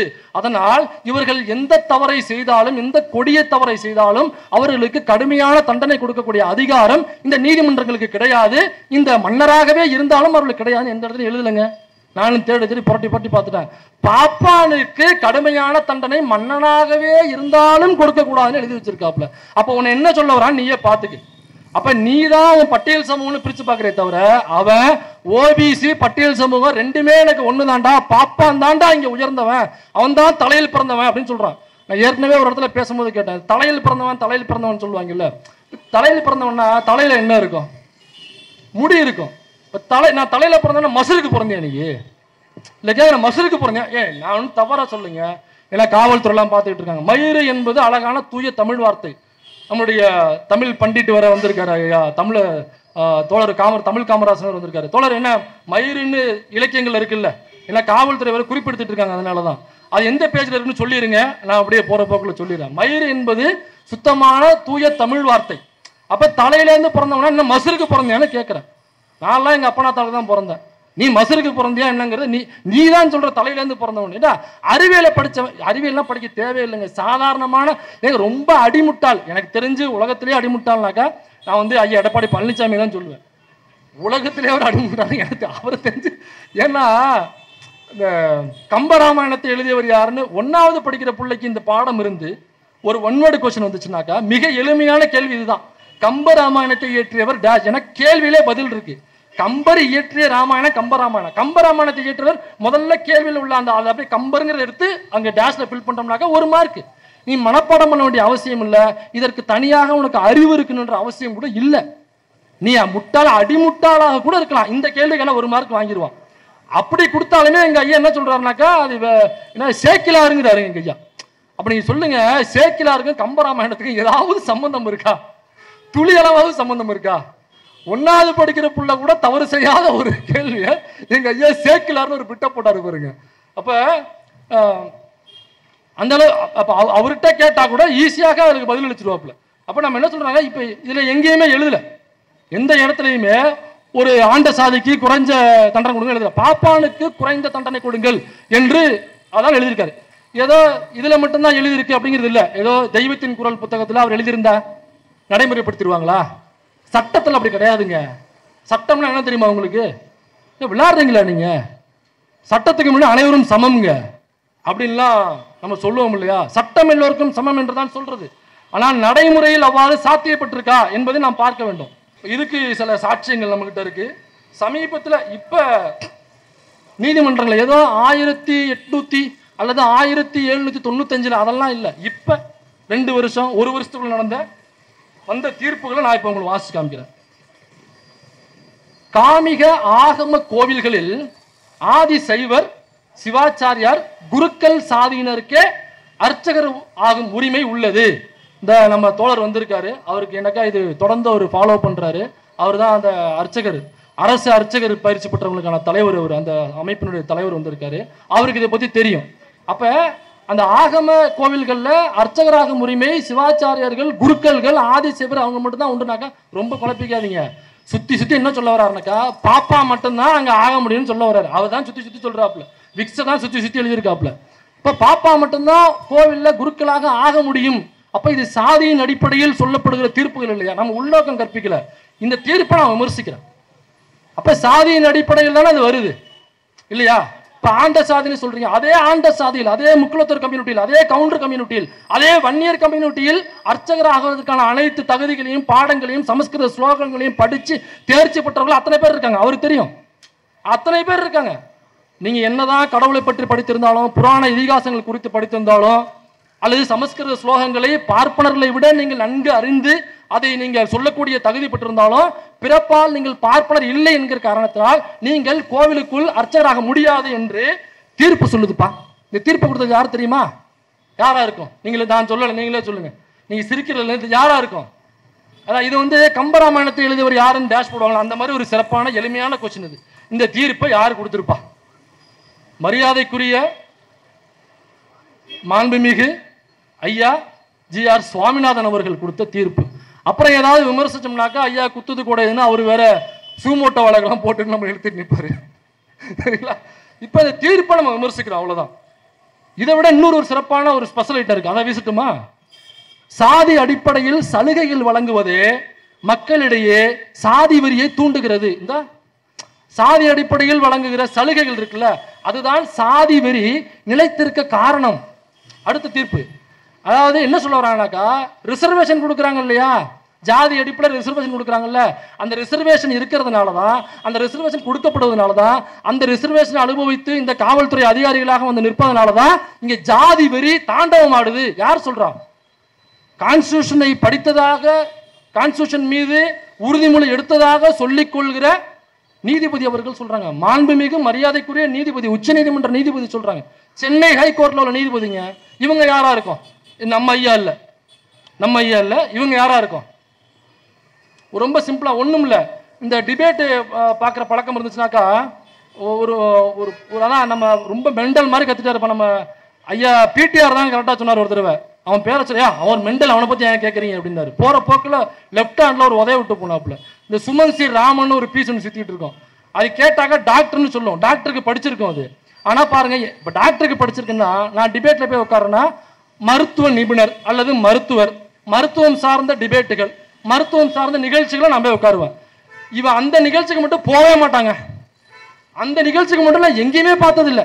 எங்கே போய் உட்காருவேனாக்கா ஸ்போர்ட்ஸ் குவிஸ், அப்புறம் டிபேட்ல என்னன்னாக்கா அரசியல் ஆய்வாளர். அது என்ன பேரா தெரியல, அரசியல் ஆய்வாளர். கேட்கும் பொழுதே நமக்கு ஒரு பக்கம் ஆய்வு வந்துருப்போம். அரசியல் ஆய்வாளர் அவர். எந்த வரலாறும் தெரியாது, எந்த மண்ணாங்கட்டையும் தெரியாது. திமுக எப்போ ஆரம்பிச்சிச்சு, அதிமுக எப்போ ஆரம்பிச்சிச்சு, திராவிடர் கழகம் எப்போ ஆரம்பிச்சிச்சு, அதுக்கு முன்னாடி சுயமரியாதை கழகமா எப்படி இருந்துச்சு, அதுக்கு முன்னாடி தென்னிந்திய நில உடைமையாளர் சங்கமா எப்படி, எந்த வரலாறுமே ஒரு மண்ணாங்கட்டையும் தெரியாத ஒரு பீஸ். அவனுக்கு பதிலாக ஒரு 2 கிலோ ஜல்லியை கொண்டு உட்கார வைக்கலாங்க. 2 கிலோ ஜல்லி போடுவாங்க, ரோட்டு ஜல்லி போடுவாங்களா, 2 கிலோ அப்படியே நிறந்து கொண்டு போய் உட்கார வைக்கலாம். அதுவும் இவரும் ஒன்று. அந்த ஐயா அறிவார்ந்த சுமன் சி ராமனுடைய மனைவி அனிதா சுமந்த் நினைக்கிறாங்க, அனிதா சுமந்த், அவங்க கொடுத்த தீர்ப்பு ரிசர்வேஷனால தான் இங்கே ஜாதி வெறி தலைவிரித்து ஆடுகிறது. எனக்கு இந்த ஜாதி ஆணவத்துக்கும் இந்த தீர்ப்புக்கும் சம்பந்தம் இருக்கு. அதனால நம்ம திரும்பவும் சொல்றேன், நாம யாரும் ரொம்ப தூப்புக்கும் போறதில்லை, நாம உள்நோக்கங்கள்லாம் கற்பிக்கலப்பா, அவங்க சொன்னதை நம்ம எடுத்து சொல்லிக்கிட்டு இருக்கோம். இன்னைக்கு ஏதாவது எப்பயோ வந்து தீர்ப்புனா பரவாயில்லைங்க. அம்பேத்கர் அவர்கள் முழுமையா புரட்டி போட்டு போயிட்டாப்புல ஒட்டுமொத்த இந்தியாவுமே. பெரியாரு எடுத்து அடிச்சடியில பாப்பா எழுந்திரிக்க முடியாம நம்ம தமிழ்நாட்டில் புரண்டு கிடக்குறான். இந்த சூழல்ல இதே தமிழ்நாட்டில், இதே மெட்ராஸ்ல, இதே ஹைகோர்ட்ல இந்த தீர்ப்புகள் வழங்கப்படுது. இந்த தீர்ப்புகளை எப்படி நீங்க உங்களால மாற்ற முடியும்? இந்த தீர்ப்புகளை இது அநியாயம், அக்கிரமம் நமக்கு தெரியுது. கான்ஸ்டியூஷன் படி இது தவறுன்னு தெரியுது. கான்ஸ்டியூஷன் படி ரிசர்வேஷனை கொடுத்ததே ஐயா புரட்சியாளர் அண்ணல் அம்பேத்கர் அவர்கள். எவன் ஒருவன் கல்வியில் சமூகத்தில் பின்தங்கி இருக்கிறானோ அவனுக்கு ரிசர்வேஷன் போய் சேர வேண்டும் என்று சொன்னது ஐயா புரட்சியாளர் அண்ணல் அம்பேத்கர். அவர் தான் கான்ஸ்டியூஷனை எழுதுனது. அந்த கான்ஸ்டியூஷனை படிச்சுட்டு அதன் மேல் உறுதிமொழி எடுத்து அந்த கான்ஸ்டியூஷனுக்கு எதிராகவே தீர்ப்புகள் கொடுத்து கொண்டிருக்கிறார்கள். 2025 இந்த தீர்ப்புகள் வந்துகிட்டு இருக்கு. சரி, 2025 தான் இப்ப இருக்கு. இப்ப நம்ம ஒண்ணு படிச்சோம் இல்லைங்களா, பாப்பானுக்கு உயரிய தண்டனைகள் கொடுக்க கூடாது என்று தெய்வத்தின் குரல் எழுதியிருக்கு சொன்னோம்ல. இது தெய்வத்தின் குரலை எழுதியிருக்கிறதோட மட்டும் இல்ல, தீர்ப்புகளையும் இந்த மாதிரி இன்னமும் இருக்கு. இது இப்ப மட்டும் இல்ல, 1795 வங்காள ஒழுங்குமுறை சட்டம் அப்படின்னு ஒரு சட்டத்தை பிரிட்டிஷ் கவர்மெண்ட் கொண்டு வருது. அந்த பிரிட்டிஷ் கவர்மெண்ட் கொண்டு வர சட்டம் என்னன்னாக்கா, அந்த சட்டத்துல தவறு செய்யறதுக்கான சின்ன சின்ன தவறுகள், பிடிச்சி தள்ளி விடுறது, அடிக்கிறது, சண்டை போடுறது, இந்த மாதிரி வெவ்வேறு தவறுகளுக்கு என்னென்ன தண்டனைகள் அப்படின்னு அவங்க கொண்டு வர்றான். வங்காள ஒழுங்குமுறை சட்டம் அப்படிங்கிற பேர்ல கொண்டு வர்றாங்க. இதுல தூக்கு தண்டனை, மரண தண்டனையும் இருக்கு. இந்த தவறு செஞ்சா இந்த மரண தண்டனை அப்படிங்கிறதும் அதுக்குள்ள இருக்கு. இப்ப இதை எதிர்த்து அங்க உள்ள பனாரஸ் பார்ப்பனர்கள் ஒரு கும்பல் இருக்கு. பார்ப்பனர்களே நிறைய கும்பல் இருக்கு. இங்க நமக்கு தெரிஞ்சது இந்த வடகலை தென்களை தான் தெரியும். சண்டை போட்டுப்பாங்க காஞ்சிபுரத்துல. என்னன்னு கேட்டோம்னாக்க அப்பத்துக்கு சண்டைப்பாங்க. ஏண்டா அவன் என்னத்துக்கு சண்டை போட்டு நிக்கிறாங்க, உரிமைகள் பறி போச்சுன்னு சொல்லிட்டு. நேற்று பாருங்க இந்த தூய்மை பணியாளர்கள் பிரச்சனை, 12 நாள் 13 நாளுக்கு மேல போய் உரிமைகளுக்காக குரல் கொடுத்து நம்ம திராவிடர் விடுதலை கழகத்திலிருந்து நேரடியாக போய் டிஎஸ்எஃப் மாணவர் அமைப்பிலிருந்து நேரடியாக போய் ஒட்டுமொத்த ஜனநாயக அமைப்புகளும் கூட இருந்து அந்த போராட்டத்திற்கு ஆதரவு தெரிவித்து இன்னைய வரைக்கும் அதை பத்தி டிபேட்டுகள் போயிட்டு இருக்கு. நாம் பேசுவது உரிமைகளுக்காக பேசிட்டு இருக்கோம். இவங்க என்ன போடுறாங்க இவனுக்கு சண்டை? அப்ப இவனுக்கு ஃபர்ஸ்ட் கொடுக்கறதா அவனுக்கு ஃபர்ஸ்ட் கொடுக்கறதா? வடகலை தென்கலை பிரச்சனை. பெரிய ட்ரம்ப் வந்தா கூட இந்த பிரச்சனையை தீர்த்து வைக்க முடியாது. இந்தியா பாகிஸ்தான் போரோட நிறுத்திடலாம். இந்த காஞ்சி போர் இருக்குல்ல, இந்த காஞ்சி போரோட பிரச்சனை எத்தனை ட்ரம்ப் வந்தாலும், இந்த விவேக் சொல்லுவாப்புல 1000 பெரியார் வந்தாலும் உங்களை திருத்த முடியாதாம் பாப்புல, அந்த மாதிரி 1000 ட்ரம்ப் வந்தாலும் இந்த வடகலை தென்கலை பிரச்சனை உங்களால நிறுத்தவே முடியாது. இப்ப நாமெல்லாம் இதுக்கு சண்டை போட்டுட்டு இருக்கோம். அப்ப அந்த பார்ப்பனர்களுக்குள்ளே ஏகப்பட்ட பிரிவுகள் உண்டு. அதுல பனாரஸ் பார்ப்பனர்கள் ஒருத்தன் இருக்கானாயா, நமக்கு தெரிஞ்சது சிப்பவ பார்ப்பனர்கள். இதுல பனாரஸ் பார்ப்பனர்கள் என்ன பண்றான், நேரா அங்க உள்ள கவர்னர் ஜெனரல்கிட்ட போயிட்டு கேட்கறான். அந்த சட்டத்தை கொண்டு வந்தாருங்களா, அவர்கிட்ட போயிட்டு கேட்கறான். 1795 ஐயா இந்த சட்டம் வந்து ஹிந்து மதத்தின்படி இந்த மரண தண்டனை என்பது பார்ப்பனர்களுக்கு செட் ஆகாது, இது ஒத்து வராது, ஹிந்து மத சட்டத்தின்படி இது தவறு, பார்ப்பனர் அல்லாதவர்களுக்குத்தான் மரண தண்டனையை தவிர மரண தண்டனை ஒருபோதும் பார்ப்பனர்களுக்கு இந்து மதம் அனுமதிக்காது என்று சொன்ன உடனேயே பிரிட்டிஷ்காரன் அவன் அங்கேருந்து கடல் கடந்து வந்து அந்த கிழக்கிந்திய கம்பெனியாக வந்து சென்னைக்குள்ள வந்து இங்க ஒரு டேராவை போட்டு ஒட்டுமொத்த மக்களை எல்லாம் இந்த நாட்டையே அடிமையாக்கி ஆண்ட ஒருத்தவன் பனாரஸ் பாப்பாம் போய் சொன்னோன்னே தலையாட்டிட்டு சட்டத்தை மாத்திட்டான். பார்ப்பனர்களுக்கு மட்டும் மரண தண்டனை கிடையாதுன்னு போட்டான். பார்ப்பனர் அல்லாதவர்கள், நீ சொல்றல ஆண்ட சாதின்னு சொல்றல, இந்த நாக்குப்பூச்சி, இந்த செனத்தாவில் இந்த கும்பல்லாம் இருக்குல்ல, ஆண்ட பரம்பரை உங்களுக்கு மரண தண்டனை கிடையாதுன்னு அவன் எழுதல. உங்களுக்காக அதே இந்து மதத்தில் உள்ள நீ பெரிதும் மதிக்கிற பாப்பா உனக்காக போய் பேசல, உனக்காக போய் பேசவே இல்லை. எந்த வன்னியருக்கும் பேசல, எந்த கவுண்டருக்கும் பேசல, எந்த தேவருக்கும் பேசல, எந்த உடையாருக்கும் பேசல, யாருக்கும் பேசல, எந்த நாடாரு யாருக்குமே பேசல. அவன் பனாரஸ் பார்ப்பனர்களான எங்களுக்கு தூக்கு தண்டனை என்பது கொடுக்கப்பட்டால் அதை நீங்கள் வாபஸ் பெற வேண்டும், இது இந்து மதத்தில் கிடையாது, இந்து மதம் இதை அனுமதிக்காது சொன்னோடனே அப்படியே பாஸ் சொல்லிட்டு மாத்திட்டான். அப்ப இது இன்னைக்கு இல்ல, அப்பத்திலேருந்தே இன்னைய வரைக்கும் இந்த நடைமுறை தான் இருக்கு. இது இவ்வளவு வச்சுக்கிட்டு நாம் என்ன பண்றோம்? நான் தான் ஆண்ட சாதி, நான் தான் உயர்ந்த சாதி, நான் தான் பெரிய சாதி, பட்டியல் சமூகம் கீழ் சாதி, அவங்க தாழ்ந்த சாதி. டேய், ரெண்டு பேரையுமே அவன் தாழ்ந்த சாதி கூட இல்ல, மிக தாழ்ந்த சாதின்னு சொல்லிட்டு இருக்கான்டா. 1795 போய் நம்ம அந்த ஹிஸ்டரியை மாற்ற முடியாது, அது முடிஞ்சு போச்சு. இப்ப மாத்தலாம்ல, இப்ப சொல்றான்ல காஞ்சி மடத்துல, அதை போய் மாத்தலாம்ல, அதை போய் நம்ம ஆர்ப்பாட்டம் போராட்டம் பண்ணலாம்ல.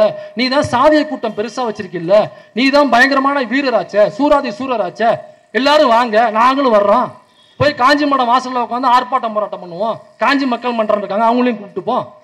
இல்ல இப்ப நீதிமன்றத்துல இப்ப தீர்ப்பு கொடுத்தாங்களே, இந்த ஜாதி அடிப்படையிலான சலுகைகள் தான் ஜாதி வரியை தூக்கி பிடிப்பதற்கு ஊன்றுகோலாக இருக்கிறதுன்னு ஒரு ஜட்ஜ்மெண்ட் கொடுக்குறாங்கல்ல, அங்க போயிட்டு நம்ம ஆர்ப்பாட்டம் பண்ணணுமா இல்லையா? அதை சுப்ரீம் கோர்ட்டு கொண்டு போய் அதை தவறான தீர்ப்பு கொடுக்கப்பட்டிருக்கு, நம்ம மேல்முறையீடு செய்யணுமா இல்லையா? ஏன்னாக்கா இவங்க என்ன நினைச்சிட்டு இருக்காங்கனாக்கா, ஏதோ பட்டியல் சமூகத்தில் உள்ளவங்க மட்டும்தான் ரிசர்வேஷன் வாங்கிட்டு இருக்காங்க, ரிசர்வேஷன் மூலமாக அவங்க 100க்கு 13 மார்க் வாங்கிட்டு வேலைக்கு பெறாங்க, பிசி எம்பிசிலாம் 100க்கு 123 மார்க் வாங்கிட்டு நம்மளாம் வேலைக்கு போக முடியாம உட்காந்துருக்கோம், இப்படிதான் நினைச்சுக்கிட்டு இருக்காங்க. இது ஏன் தெரியுமா நான் ஆணித்தரமா பேசுறேன்? 8வது படிக்கிற வரைக்கும் நானும் அப்படிதான் நினைச்சுக்கிட்டு இருந்தேன். ஏன்னா நானும் அதே ஓபிசி கம்யூனிட்டில இருந்து வர ஒருத்தவன் தான். நானும் 8வது படிக்கிற வரைக்கும் ரிசர்வேஷன் என்பது ஓபிசி கம்யூனிட்டி கிடையாது, பட்டியல் சமூகத்துக்கு மட்டும்தான். பாருங்க இந்த அம்பேத்கர் எவ்வளவு ஓரவஞ்சனை பண்ணிட்டு போயிட்டாருன்னு சொல்லி அம்பேத்கருக்கு எதிரான மனநிலையில் இருந்தவன நானும் ஒருத்தவன் தான், பெரியாருக்கு எதிரான மனநிலையில் இருந்தவன் நானும் ஒருத்தவன் தான், இந்த சுர்ஜித்துக்கு ஆதரவு தெரிவிச்சவன நானும் ஒருத்தவன் தான் 8வது படிக்கிற வரைக்கும். அதுக்கப்புறம் பெரியாரை படிக்க ஆரம்பிக்கிறேன், அப்புறம் அம்பேத்கரை படிக்க ஆரம்பிக்கிறேன், அப்புறம் ரிசர்வேஷன் படிக்க ஆரம்பிக்கிறேன். இதெல்லாம் படிச்சுதான் 4 கால்ல இருந்து 2 காலாக நடக்க ஆரம்பிச்சேன் நான்.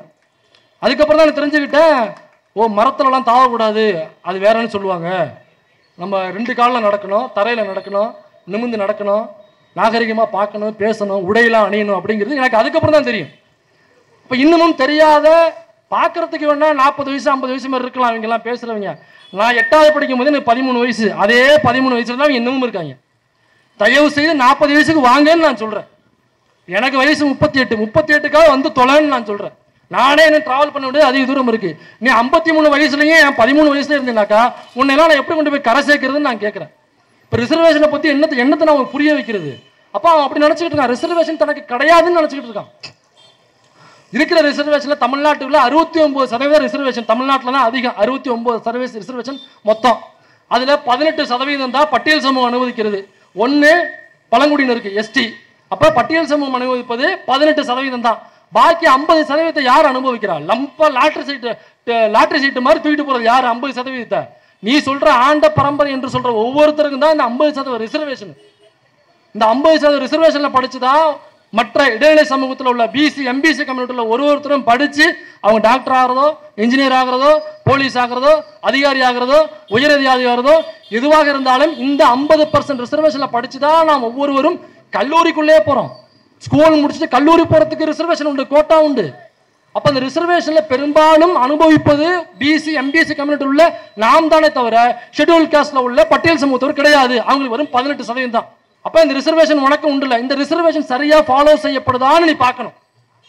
இல்லைங்க எங்க ஜாதியில நிறைய படிச்சவங்க இருக்காங்க, ஆனா பாருங்க யாருக்குமே வேலை கிடைக்க மாட்டேங்குது. இந்த பாயிண்ட்டுக்கு வா, இதுதான் பேச வேண்டிய பாயிண்ட். அப்ப உன் ஜாதியில இத்தனை பேர் படிச்சவங்க இருக்காங்க, பல்லாயிரக்கணக்கான பல லட்சக்கணக்கான இளைஞர்கள் படிச்சுட்டு வேலை இல்லாம இருக்காங்க. என்கிட்ட டேட்டா இருக்குங்க, பூரா பேர் மெரிட்ல வாங்கிட்டு மார்க் வாங்கிட்டு உட்காந்துருக்காங்க. இல்லைனாக்கா பாருங்க கோட்டாவில் கூட போலாங்க, ஆனா யாருக்குமே வேலை இல்லைங்க. இந்த ஒன்றிய அரசு பிஜேபி ஒன்றிய அரசு கொடுக்குற அந்த ஒன்றிய அரசு நிறுவனங்கள்ல ஏங்க நம்ம ஆளுகள் யாரும் வேலைக்கே போக மாட்டேங்கிறாங்க என்ற கேள்வியை எடுத்துட்டு வா, அதற்கான பதிலோட நான் வந்திருக்கேன். வா, இப்ப ரிசர்வேஷன்ல படிச்சுட்டு வேலை இல்லாம இருக்காங்கன்னு சொல்றோம்ல, ஏன் பிசி எம்பிசி கம்யூனிட்டியில் உள்ள தேவர் கவுண்டர் செட்டியார்னு ஒருத்தரையும் சாதி பேர் சொல்ல வேண்டியதா இருக்கியா? ஏன்னா ஓபிசினாலும் நம்ம ஆளுங்களுக்கு புரிய மாட்டேங்குது, சில பேருக்கு பிசி எம்பிசியே புரிய மாட்டேங்குது. நீ பிசியான்னு கேட்டா நான் நாடாரு யாரை பார்த்து பிசிங்கிறேன் அப்படிங்கிறாங்க. அதை கேட்கலடா. இப்ப பிசி எம்பிசியே தெரியலனாக்கா அவன்கிட்ட போய் ஓபிசி நான் எப்படி சொல்லி புரிய வைப்பேன்? பல அரசியல் கட்சி தலைவர்களுக்கே ஓபிசினா புரியல. அவுட் ஆஃப் பேக்வர்டு கிளாஸ்ங்கிறாரு. இந்த குடிகாரன் ஒருத்தன் இருக்கான் பாருங்க, அவுட் ஆஃப் பேக்வர்டு கிளாஸா ஓபிசினா? எனக்கு தூக்கி வாரி போட்டுருச்சு. அவுட் ஆஃப் பேக்வர்டு கிளாஸா? ஏன்னா எவ்வளவு போதையில இருந்தாலும் எப்படி இதை தப்பா சொல்லுவேன்? அவுட் ஆஃப் இவர் தான் பட்டியல் வெளியேற்றம் பத்தி பேசுறதுக்கு மீட்டிங் போடுறாப்ல. உனக்கு ரிசர்வேஷனை பத்தின புரிதலே இல்லை. சரி, இந்த ரிசர்வேஷனை விடுங்க. இப்போ இந்த ஆண்டபரமை பேசுறாங்கல்ல, அட்லீஸ்ட் ட்ரெயின்லையாவது ரிசர்வேஷன் புக் பண்ண தெரியுமா உனக்கு? உனக்கு அதுவே தெரியாதுனாக்கா நான் ஓபிசி ரிசர்வேஷனை சொல்லி எந்த காலத்தில் புரிய வச்சு இப்போ இந்த படிச்சுட்டு வேலை இல்லாமல் இருக்கிறதுக்கு காரணம் என்னன்னா, ஒன்றிய அரசினுடைய நேற்று இந்திரகுமார் கூட இதை சொல்லிட்டு கடந்து போனாப்புல. நான் டேட்டா எடுத்துட்டு வந்திருக்கேன். அதாவது ஒன்றிய அரசினுடைய அமைச்சரவையில் பிஜேபி கவர்மெண்ட், டெல்லி கவர்மெண்ட், யாரும் இங்கே தமிழ்நாடு கவர்மெண்ட் எடுத்துக்காங்க, தமிழ்நாட்டில் ரிசர்வேஷன் சரியாக ஃபாலோ செய்யப்படுது. அதில் ஃபாலோ செய்யப்படலைனாக்கா ஆர்டிஐ தகவல் எடுத்து போட்டு நம்ம கேள்வி எழுப்பலாம். ஒன்றிய அரசில் அமைச்சரவையில் செயலாளர் பதவி, செக்ரட்டரி போஸ்ட்னு சொல்லுவாங்க. தமிழில் சொன்னால் நம்மளுக்கு புரியும். Secretary post. அந்த செக்ரட்டரி போஸ்ட்னாக்க என்ன தெரியுமா?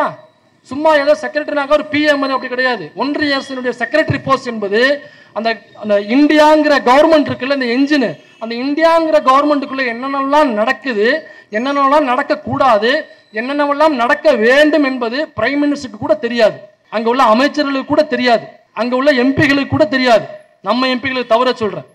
ஆனால் பூரா இந்த செக்ரட்டரிகளுக்கு மட்டும்தான் தெரியும். ஏன்னாக்கா எல்லா டாக்குமெண்ட்டும், எல்லா மனுக்களும், இங்கேருந்து போகிற மனுக்களாக இருக்கட்டும் அல்லது இது சார்ந்த டேட்டாவாக இருக்கட்டும், எல்லாமே இந்த செக்ரட்டரி கிட்ட தான் போகும். இந்த செக்ரட்டரி போஸ்ட் மொத்தம் எத்தனைனாக்கா 89 போஸ்ட்டுங்க.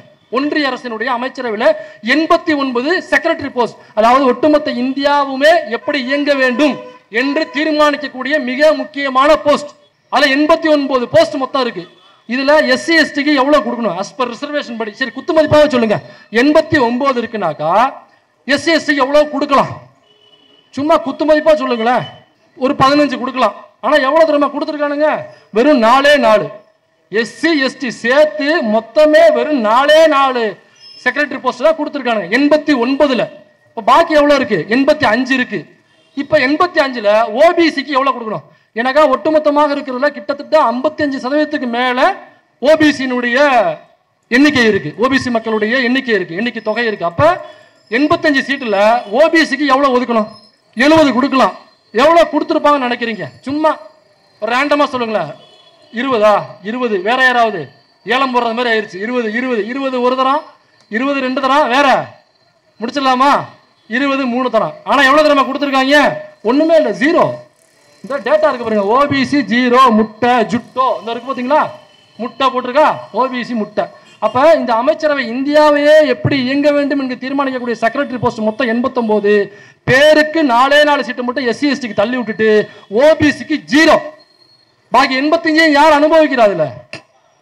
பூரா பார்ப்பனர்கள்.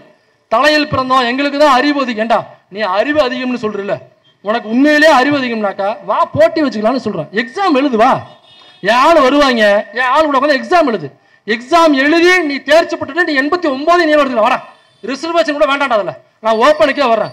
எக்ஸாம் போய் திறம்பட நடத்து. இந்த நீட் எக்ஸாம் மாதிரி தில்லுமுழுத்தலாம் பண்ணக்கூடாது.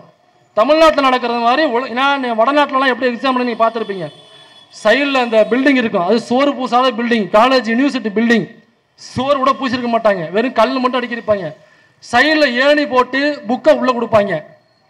பல பேர் வச்சு புக்கை பிடிச்சிப்பாங்க. இதெல்லாம் நீங்கள் நிறைய பார்த்துட்டு தமிழ்நாட்டுக்குள்ளே அப்படியாப்பட்ட எக்ஸாம்ஸ் நீங்கள் பார்க்க முடியாது. அதனால தான் தமிழ்நாட்டிலிருந்து செல்லுகிற அதிகாரிகள் எல்லோருமே ஸ்ட்ரிக்டாக இருக்கிறதுக்கு காரணம் என்னன்னாக்கா, இவங்க படித்து தேர்ச்சி பெற்று இங்கேருந்து நாங்கள் அனுப்புகிறோம். அவன் என்ன பண்ணுறானாக்கா, நீ படிக்கவே வேண்டாம். ஒருத்தவன் நீட்டு பாஸ் பண்ணியிருக்காங்க, ஏபிசிடியே தெரியல, ஒரு வீடியோ வந்திருக்கு பார்த்துருப்பீங்க.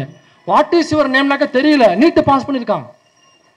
நீட்டு பாஸ் அதை விடுங்க, அமைச்சர்கள்ட்ட போங்க. நம்ம ஒன்றிய அரசினுடைய அமைச்சர்கள்ட்ட போயிட்டு ஒன்றும் இல்லை 55 இதுதான் டாஸ்க்கு.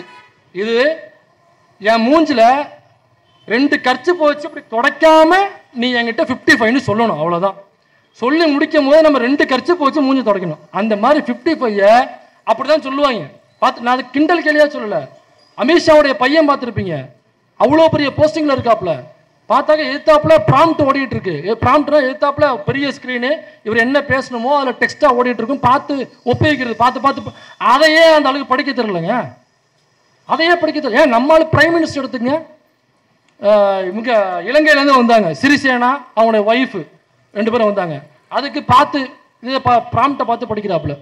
சிறிசேனா அவங்க ஒய்ஃபை மிஸ்ஸஸ் சிறிசேனா எழுதி கொடுத்துட்டாங்க. இது ரொம்ப சிம்பிள் தானே. நம்ம ஊரில் பத்திரிக்கை கொடுக்க வந்தாலே மிஸ்டர் மிஸ்ஸஸ், மிஸ்டர்னா மிஸ்டரு, இல்லைனாக்கா எம்ஆர்எஸ் மிஸ்ஸஸ்ன்னு அடிச்சு தான் நம்ம கொடுப்போம். இப்போ இது அங்கே அவங்களுக்கு தெரில. பிரைம் மினிஸ்டருக்கு அப்படி தான். என்ன படிக்கிறா தெரியுமா? Welcome Sirisena, MRS Sirisena. இந்த லட்சணத்தில் தான் இந்தியா இயங்கிக்கிட்டு இருக்கு. இவர்கிட்ட தான் நம்ம இந்தியாவை தூக்கி கொடுத்துருக்கோம். மிஸ்ஸஸ்ங்கிறதே உனக்கு வரல, எம்ஆர்எஸ் சிறிசேனான்னு நீ படிச்சுக்கிட்டு இருக்க. அப்போ இந்த ரிசர்வேஷனில் பார்த்தீங்கன்னாக்கா இதில் ஒன்றிய அமைச்சர் செயலாவில் ஓபிசி 0, பாக்கி 85 பார்ப்பனர் சமூகத்தை சார்ந்தவங்க.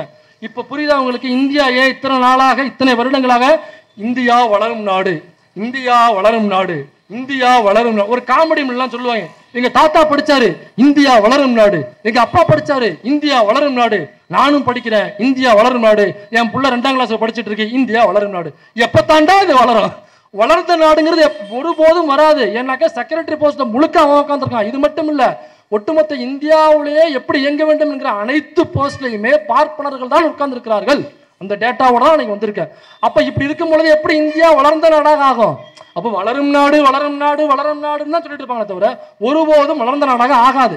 இவங்க இருக்கிற வரைக்கும் எப்படி வளர்ந்த நாடாக ஆகும்? எப்படி வளர்ந்த நாடாகும்? அப்ப ஆண்ட சாதி, நாங்க தான் பெரிய சாதின்னு சொல்றோம்ல. இங்க போய் கேட்கணும், ஏண்டா எவ்வளவு முக்கியமான போஸ்ட், இந்த முக்கியமான போஸ்ட்ல தேவர் சமூகத்தை சார்ந்தவங்க ஏன்டா ஒருத்தர் கூட இல்லை? கவுண்டர் சமூகம், ஏன்னா அவங்களாம் பயங்கர பிஸியா இருப்பாங்க, ஆணவ படுகொலைகளில் பிஸியா இருப்பாங்க. அவங்க அந்த கார்ல இப்படி இப்படி இப்படி ஆடிட்டு போறது, காரை வந்து கூட்டு பழைய உள்ளுறவு செய்யுது, காருமா அதை பார்க்கும்போது அதுதான் கலாச்சாரம். அவங்க அதுல பயங்கர பிஸியா இருப்பாங்க. குரு பூஜையில பிஸியா இருப்பாங்க, போலீஸ்ல போய் வம்பு வைக்கிறது குரு பூஜையில அதுல பயங்கர பிஸியா இருப்பாங்க. அப்புறம் ஆணவ படுகொலைகளை பிஸியா இருப்பாங்க, கத்தியை வச்சுட்டு ரீல்ஸ் போறதுல பயங்கர பிஸியா இருப்பாங்க. டேய் இதுல தாண்டா பிஸியா இருக்கணும். உனக்கு சேர வேண்டிய, நீ படிச்சுட்டு வேலை இல்லாம இருக்குல்ல, நீ போய் உட்கார வேண்டிய இடம்டா 0 இருக்கு. இதுல போய் ஏண்டா என்னடா 0 இருக்கு, எனக்கு சேர வேண்டிய 70 சீட், அதுல 70 சீட்ல இங்க உள்ள தேவரும் வன்னியரும் கவுண்டரும், இங்க உள்ள நாடாரும், இங்க உள்ள செட்டியார் முதலியார் முத்தரையார், நீங்க எல்லாம் போய் உட்கார வேண்டிய 70 சீட்டை முழுக்க முழுக்க அப்படியே அபேஸ் பண்ணிட்டு ஸ்வாகா போட்டு ஒரு கும்பலை உட்காந்துருக்கு. அந்த கும்பலை போய் அங்க போய் சொல்லணும், நீ நான் ஆண்ட பரம்பரை வெள்ளவாடான்னு அங்க அக்ரகாரத்துல போய் நீ கத்தணும். ஏண்டா என் சீட்டை போற ஆட்டையை போட்டு ஏண்டா தயிர் சாதனை நீ அங்க போய் கேட்கறத விட்டுட்டு, ஏன்னா நம்ம கூட சகோதரன் மாமா மச்சானா இருக்க வேண்டிய ஆமெல்லாம் ஒண்ணுன்னு இந்து மதமே அதான் சொல்லுது. இந்து மதமே பட்டியல் சமூகமும் ஓபிசி என்னை பொறுத்த வரைக்கும் ஒண்ணுதான், 2 பேருமே சூத்திரண்டான்னு சொல்லிட்டான் அவன். இவன் தான் ஆண்ட பரம். உன்னுடைய இடத்தை எடுத்துட்டு போறது யாருன்னு பாடுறா? சண்டை நம்மளை மூட்டி விட்டுட்டு உனக்கு சேர வேண்டிய இடங்களை பூரா வேலைகளை பூரா யார் ஆட்டையை போட்டுருக்கிறது? பட்டியல் சமூகம் ஆட்டையை போட்டிருக்கு. இப்ப என்ன தெரியுமா கேட்பான் அந்த நாக்குப்பூச்சி, அதான் அந்த 4 சீட்டு எஸ்சி எஸ்டிக்கு போயிருக்குல்ல, எனக்கு ஒண்ணுமே இல்லை, அவனுக்கு மட்டும் 4 சீட்டு போலாம், இப்படிதான் கேட்பான். கடைசி வரைக்கும் புரியவே புரியாது. இதுல அடிஷனல் செக்ரட்டரி போஸ்ட் இருக்கு. அடுத்தது செக்ரட்டரி போஸ்டிங் கீழே அது மொத்த எண்ணிக்கை வந்து 93. அதுல எஸ்சி எஸ்டிக்கு 11 கொடுத்துட்டாங்க, பாக்கி இருக்கிறது 82. சரி செக்ரட்டரி கொடுக்கல, அடிஷனல் செக்ரட்டரி அதுக்கு கொஞ்சம் கொடுத்துருப்பாங்கல்ல, கொஞ்சமா என்ன இருக்கும், சும்மா கொஞ்சமா கொடுத்துருப்பாங்கல்ல, அதுவும் 0 தாங்க. இந்த வர நான் பொய் சொல்ல, இந்த வருங்க 93 டோட்டல், 82 ஓசி, எஸ்சி எஸ்டிக்கு 11, ஓபிசி 0. முட்டை இந்த வரைக்கும் பாருங்க, முட்டை நல்ல பெரிய முட்டையா போட்டிருக்காங்க. பூரா கோழிக்கு பிறந்தவங்களா இருப்பாங்க போட்டு, பூரா முட்டை முட்டை முட்டை முட்டை. புரோட்டீன் இல்லை எக்கு, அதனால ஓபிசிலாம் புரோட்டீன் சாப்பிடுங்க, முட்டை சாப்பிடுங்க, உடம்பு நல்லா வலுவா வச்சுங்க அப்படின்னு பூரா முட்டையா கொடுத்துருக்காங்க. அப்ப 93 சீட்ல ஓபிசிக்கு வர வேண்டியது கிட்டத்தட்ட 75க்கு மேல ஓபிசிக்கு வர வேண்டியது. இங்க ஆண்ட பரம்பரை பெருமை பேசிக்கிட்டு ரீல்ஸ் போடுற உனக்கு வர வேண்டிய சீட்டா 92. கண்ணுக்கு எதிராக நான் எடுத்து வந்த ஒரு டேட்டாவிலேயே உனக்கு இவ்வளவு வேலைகளை குளறுபடிகள் பண்ணிருக்காங்கனாக்கா, அப்ப மற்ற வேலை வாய்ப்புகள்ல ஏன் இவன் இப்படி சாதி வேறு பிடிச்சி தெரியுறானாக்கா? படிச்சிடறாங்க, ஆனா என்னன்னாக்கா ஒருத்தனுக்கு வேலை கிடைக்கிறதில்ல, வேலையை பூரா பாப்பான் அப்படின்ட்டு உட்காந்துருக்கான். அப்ப அவன்கிட்ட போய் எனக்கான வேலையை கொடுறா, என் வேலையை நீ புடிங்கிட்டு உட்காந்துருக்கேடா அப்படின்னு அவன்கிட்ட போய் புடுங்குறத விட்டுட்டு, நீ புடுங்குறது பூரா தேவையில்லாத ஆணிப்பாங்களா, அந்த மாதிரி பட்டியல் சமூகத்துல வந்து சண்டையை போட்டுட்டு பிரச்சனை பண்ணிட்டு வீடை கொளுத்திக்கிட்டு கத்தியை காமிச்சிட்டு மிளகாப்பொடி தூவி அதுக்கப்புறம் விட்டு கேட்டா வீரன், மிளகாப்பொடி தூக்கிட்டு அருவாளை தூக்கிட்டு விட்டுனாக்கா அது பேர் வீரம்னு வேற சொல்றாங்க. நான் வெட்டுறதே வீரம் இல்லைங்கிறேன். இப்படி சொன்னோடனே என்ன பண்ணுவாங்கன்னா, சரி மிளகாப்பொடி தூவாம விட்டுட்டுமா அப்படின்பாங்க. டே வெட்டுறதே வீரம் இல்லைன்னு நான் சொல்றேன். வெட்டுறதுக்கு பேர் வீரமா? வெட்டுறது குத்துறதுக்கு பேர் வீரமா? நீ படிச்சு அவனை மாதிரி 1.5 லட்ச ரூபாய் சம்பளத்துல உட்காந்துனாக்கா நீ வீரன், அறிவாளி, புத்திசாலி. உன்னை சுத்தி 40 பேர் இருப்பாங்கடா. நீ அந்த வேலைக்கு போனா ஆட்டோமேட்டிக்கா வருவாங்க உன்னை பின்னாடி. அப்ப அடுத்தது பாருங்க, ஐஐடி. இப்ப நம்ம மெட்ராஸ் ஐஐடி இங்க இருக்கு பாத்தீங்களா? இந்த மாதிரி இந்தியா முழுக்க ஐஐடி எல்லா மாநிலங்களிலும் பெரும்பாலும் இருக்கிறது, ஒரு சில மாநிலங்கள் தவிர. இந்த ஐஐடி, மெட்ராஸ் ஐஐடி தெரியும்ல? எந்த ஐஐடி? நிறைய பேர் தெரியாது. இப்போ ஒரு எக்ஸாம்பிள் சொல்றேன் பாருங்க. அதாவது மாட்டு மூத்திரம் குடிச்சாக்கா நோய்கள் குணமாகும்னு அந்த ஐஐடியினுடைய தலைவர் வந்து பேட்டி கொடுக்குறாப்புல. மாட்டு மூத்திரம் குடிச்சா நோய்கள் குணமாகும். நான் என்ன சொல்றேன்னாக்கா, ராஜா நான் உன்னுடைய ஆசையில நான் குறுக்க வர மாட்டேன். நீ லிட்டரா குடிச்சுக்கோ, பத்தலனா சொல்லு, நான் ஊர்ல இருந்து கூட பார்சல் வாங்கிட்டு வந்து மாட்டு மூத்திரத்தை தர்றேன், நீ குடிச்சுக்க, எவ்வளவு வேணாலும் குடி, நானே பார்சல் போட்டு விடுறேன். நான் என்ன உனக்கு பிடிச்சிருக்கு நீ குடிக்கிற, அவ்வளவுதான். எனக்கு மூத்திரம் குடிக்கிறத விருப்பம் இல்லடா, நான் சோறு திங்கிறவன்டா. நீ மாட்டு மூத்திரத்தை திங்கிறனாக்கா நான் மாட்டு கறியை திங்கிறவன். எனக்கு இது பிடிச்சிருக்கு, உனக்கு மூத்திரம் தான் பிடிக்கல, நீ குடிச்சுக்க, நான் வேணாம்லாம் சொல்லல. ஆனா இது சொல்றவர் யாருனாக்கா ஐஐடியினுடைய தலைவர். அவர் சொல்றாப்புல மாட்டு மூத்திரம் குடிச்சாக்கா நோய்கள் குணமாகும். அவர் ஒரு பார்ட்னர் சமூகத்தை சார்ந்தவர். இப்போ நான் படிச்சேன்ல அந்த kamakoti.org, அவருடைய நெருங்கிய சிஷ்ய உள்ளவர். அப்பனா பாத்துங்க, இவங்க இந்த மாட்டு மூத்திரம் குடிக்கிறவங்க தான் இந்தியா முழுக்க ஆளுகிற முக்கியமான பதவியில் இருக்காங்க. நாம என்ன சொல்றோம்னாக்கா, எல்லாரும் சோறு தின்னுங்க, காலை உணவு திட்டத்தை போடுறோம். தமிழக அரசு காலை உணவு திட்டம்னு போடுது, எல்லாரும் சாப்பிடுங்கப்பா, குழந்தை ஏழை குழந்தைகள்லாம். மதிய உணவு திட்டம் சத்துணவு திட்டமா மாத்துறாங்க. நான் படிக்கும் போதெல்லாம் வியாழக்கிழமை ஒரு நாள் தான் முட்டை, இப்ப டெய்லி முட்டை உண்டு. முட்டையோட சத்து கொண்டக்கல்ல அது என்னன்னா ஊட்டச்சத்தா மாத்திரம். உணவு போய் எல்லாருக்கும் உணவு கிடைச்சிருச்சு, இப்ப அதை ஊட்டச்சத்தா மாத்துங்க, குழந்தைகள்லாம் ஊட்டச்சத்தான குழந்தைகளாக வளரணும். அந்த இடத்துக்கு நகர்ந்திருக்கோம். இந்த கவர்மெண்ட் சாப்பாடு போட்டு ஊட்டச்சத்து போட்டுட்டு இருக்கு. அவன் என்ன போட்டு இருக்கானாங்க, மாட்டு மூத்திரத்தை கொடுத்துட்டு இருக்கான். முடிவு பண்ணீங்க, மாட்டு மூத்திரம் வேணுமா அல்லது இல்ல ஊட்டச்சத்தான உணவு வேணுமான்னு. இந்த ஐஐடி ஃபேக்கல்டில, ஐஐடியில உள்ள ஆசிரியர்கள் இருப்பாங்கல்ல, இந்தியா முழுக்க மொத்தம் எத்தனை பேர் தெரியுமா? 6511 மொத்த ஆசிரியர்கள் எண்ணிக்கை. இதுல எஸ்சி எஸ்டிக்கு எத்தனை தெரியுமா கொடுத்துருக்கான்? எத்தனை பர்சன்டேஜ் நான் சொல்றேன். 6511ல வெறும் 12% தான் எஸ்சி எஸ்டி. இதுக்குள்ள இடபிள்யூஎஸ் உண்டு. இடபிள்யூஎஸ் ரிசர்வேஷன் தான் அப்படின்னு சொல்லி எஸ்சி எஸ்டி இடபிள்யூஎஸ் ஓபிசி இதெல்லாம் மொத்தமா என்னன்னாக்கா வெறும் 12%. அப்ப மிச்சம் இருக்கிற 88% இருக்குல்ல, 6511 88% யாரு இது ஆட்டை போட்டு பூரா ஐஐடிலையும் வாத்தியார்களாகவும் இந்த மாட்டு மூத்திரம் குடிக்க சொல்லுகிற உயரிய பொறுப்புகளை யாரு உட்கார்ந்துருக்காங்கனாக்கா பார்ப்பனர்கள் இது ஃபுல்லா ஆக்குபை பண்ணி உட்கார்ந்துருக்காங்க. இந்த டேட்டாவோட இது ஒன்றிய அரசினுடைய டேட்டா.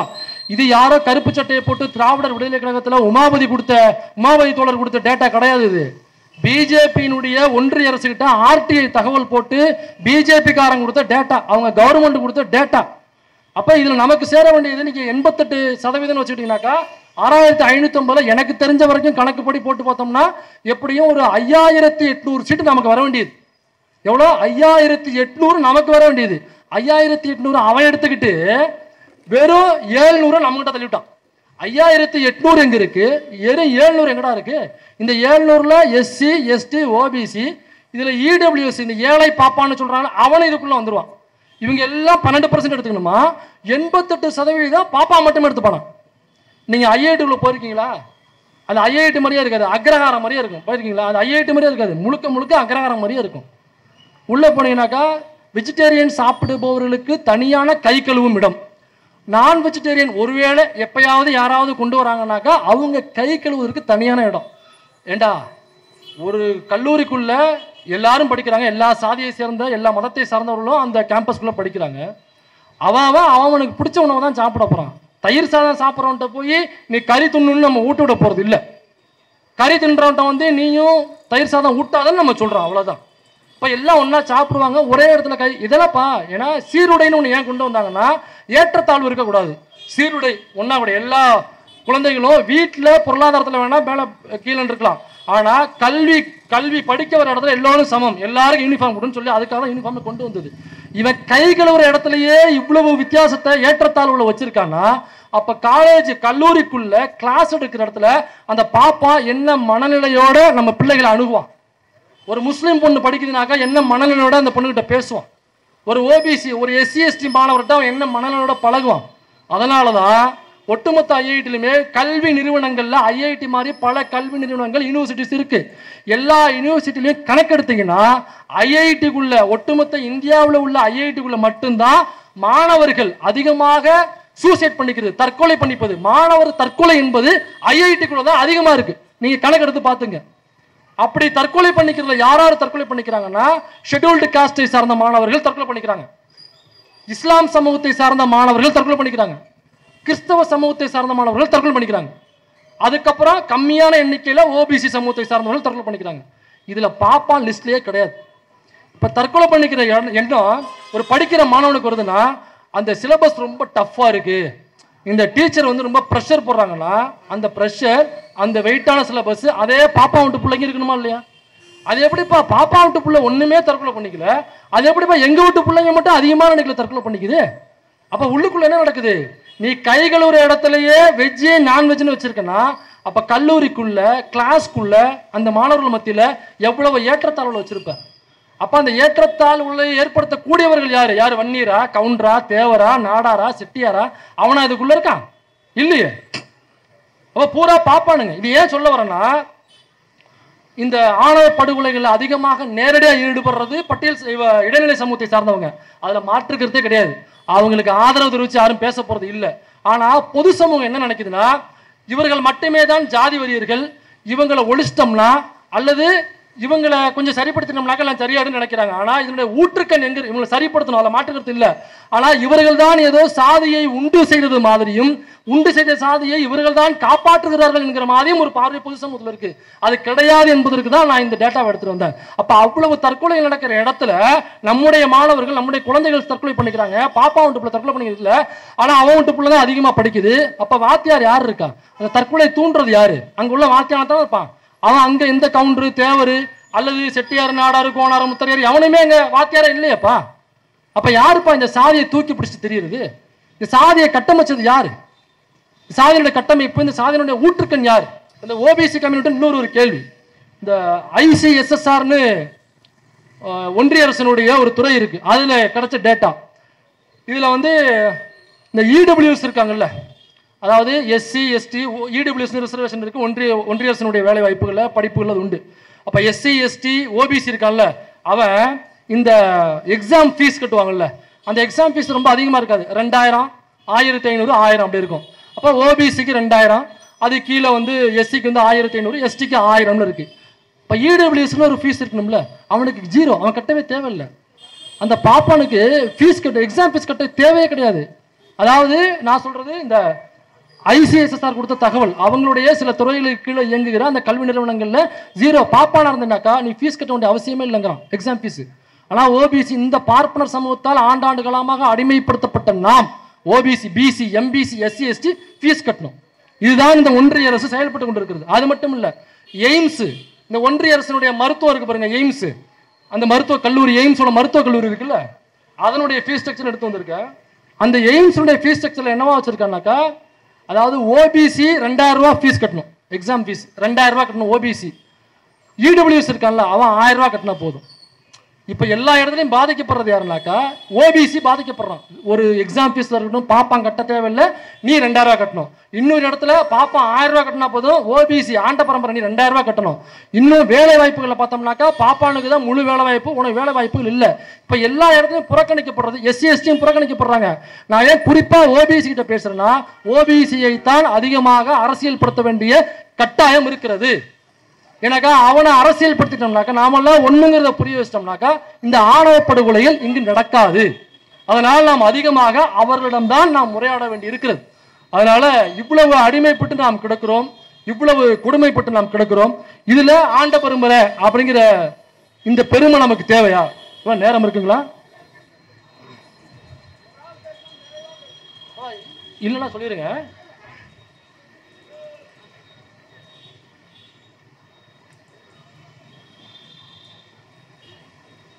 1816 சென்னை ஒழுங்குமுறை சட்டம் அப்படின்னு சட்டத்தை கொண்டு வர்றாங்க. யாருனாக்கா பிரிட்டிஷ் கவர்மெண்ட்.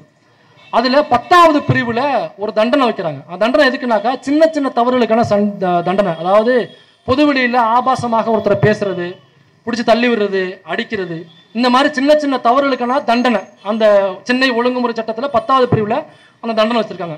அந்த தண்டனைக்கு பேருனாக்க ஸ்டாக்ஸ்.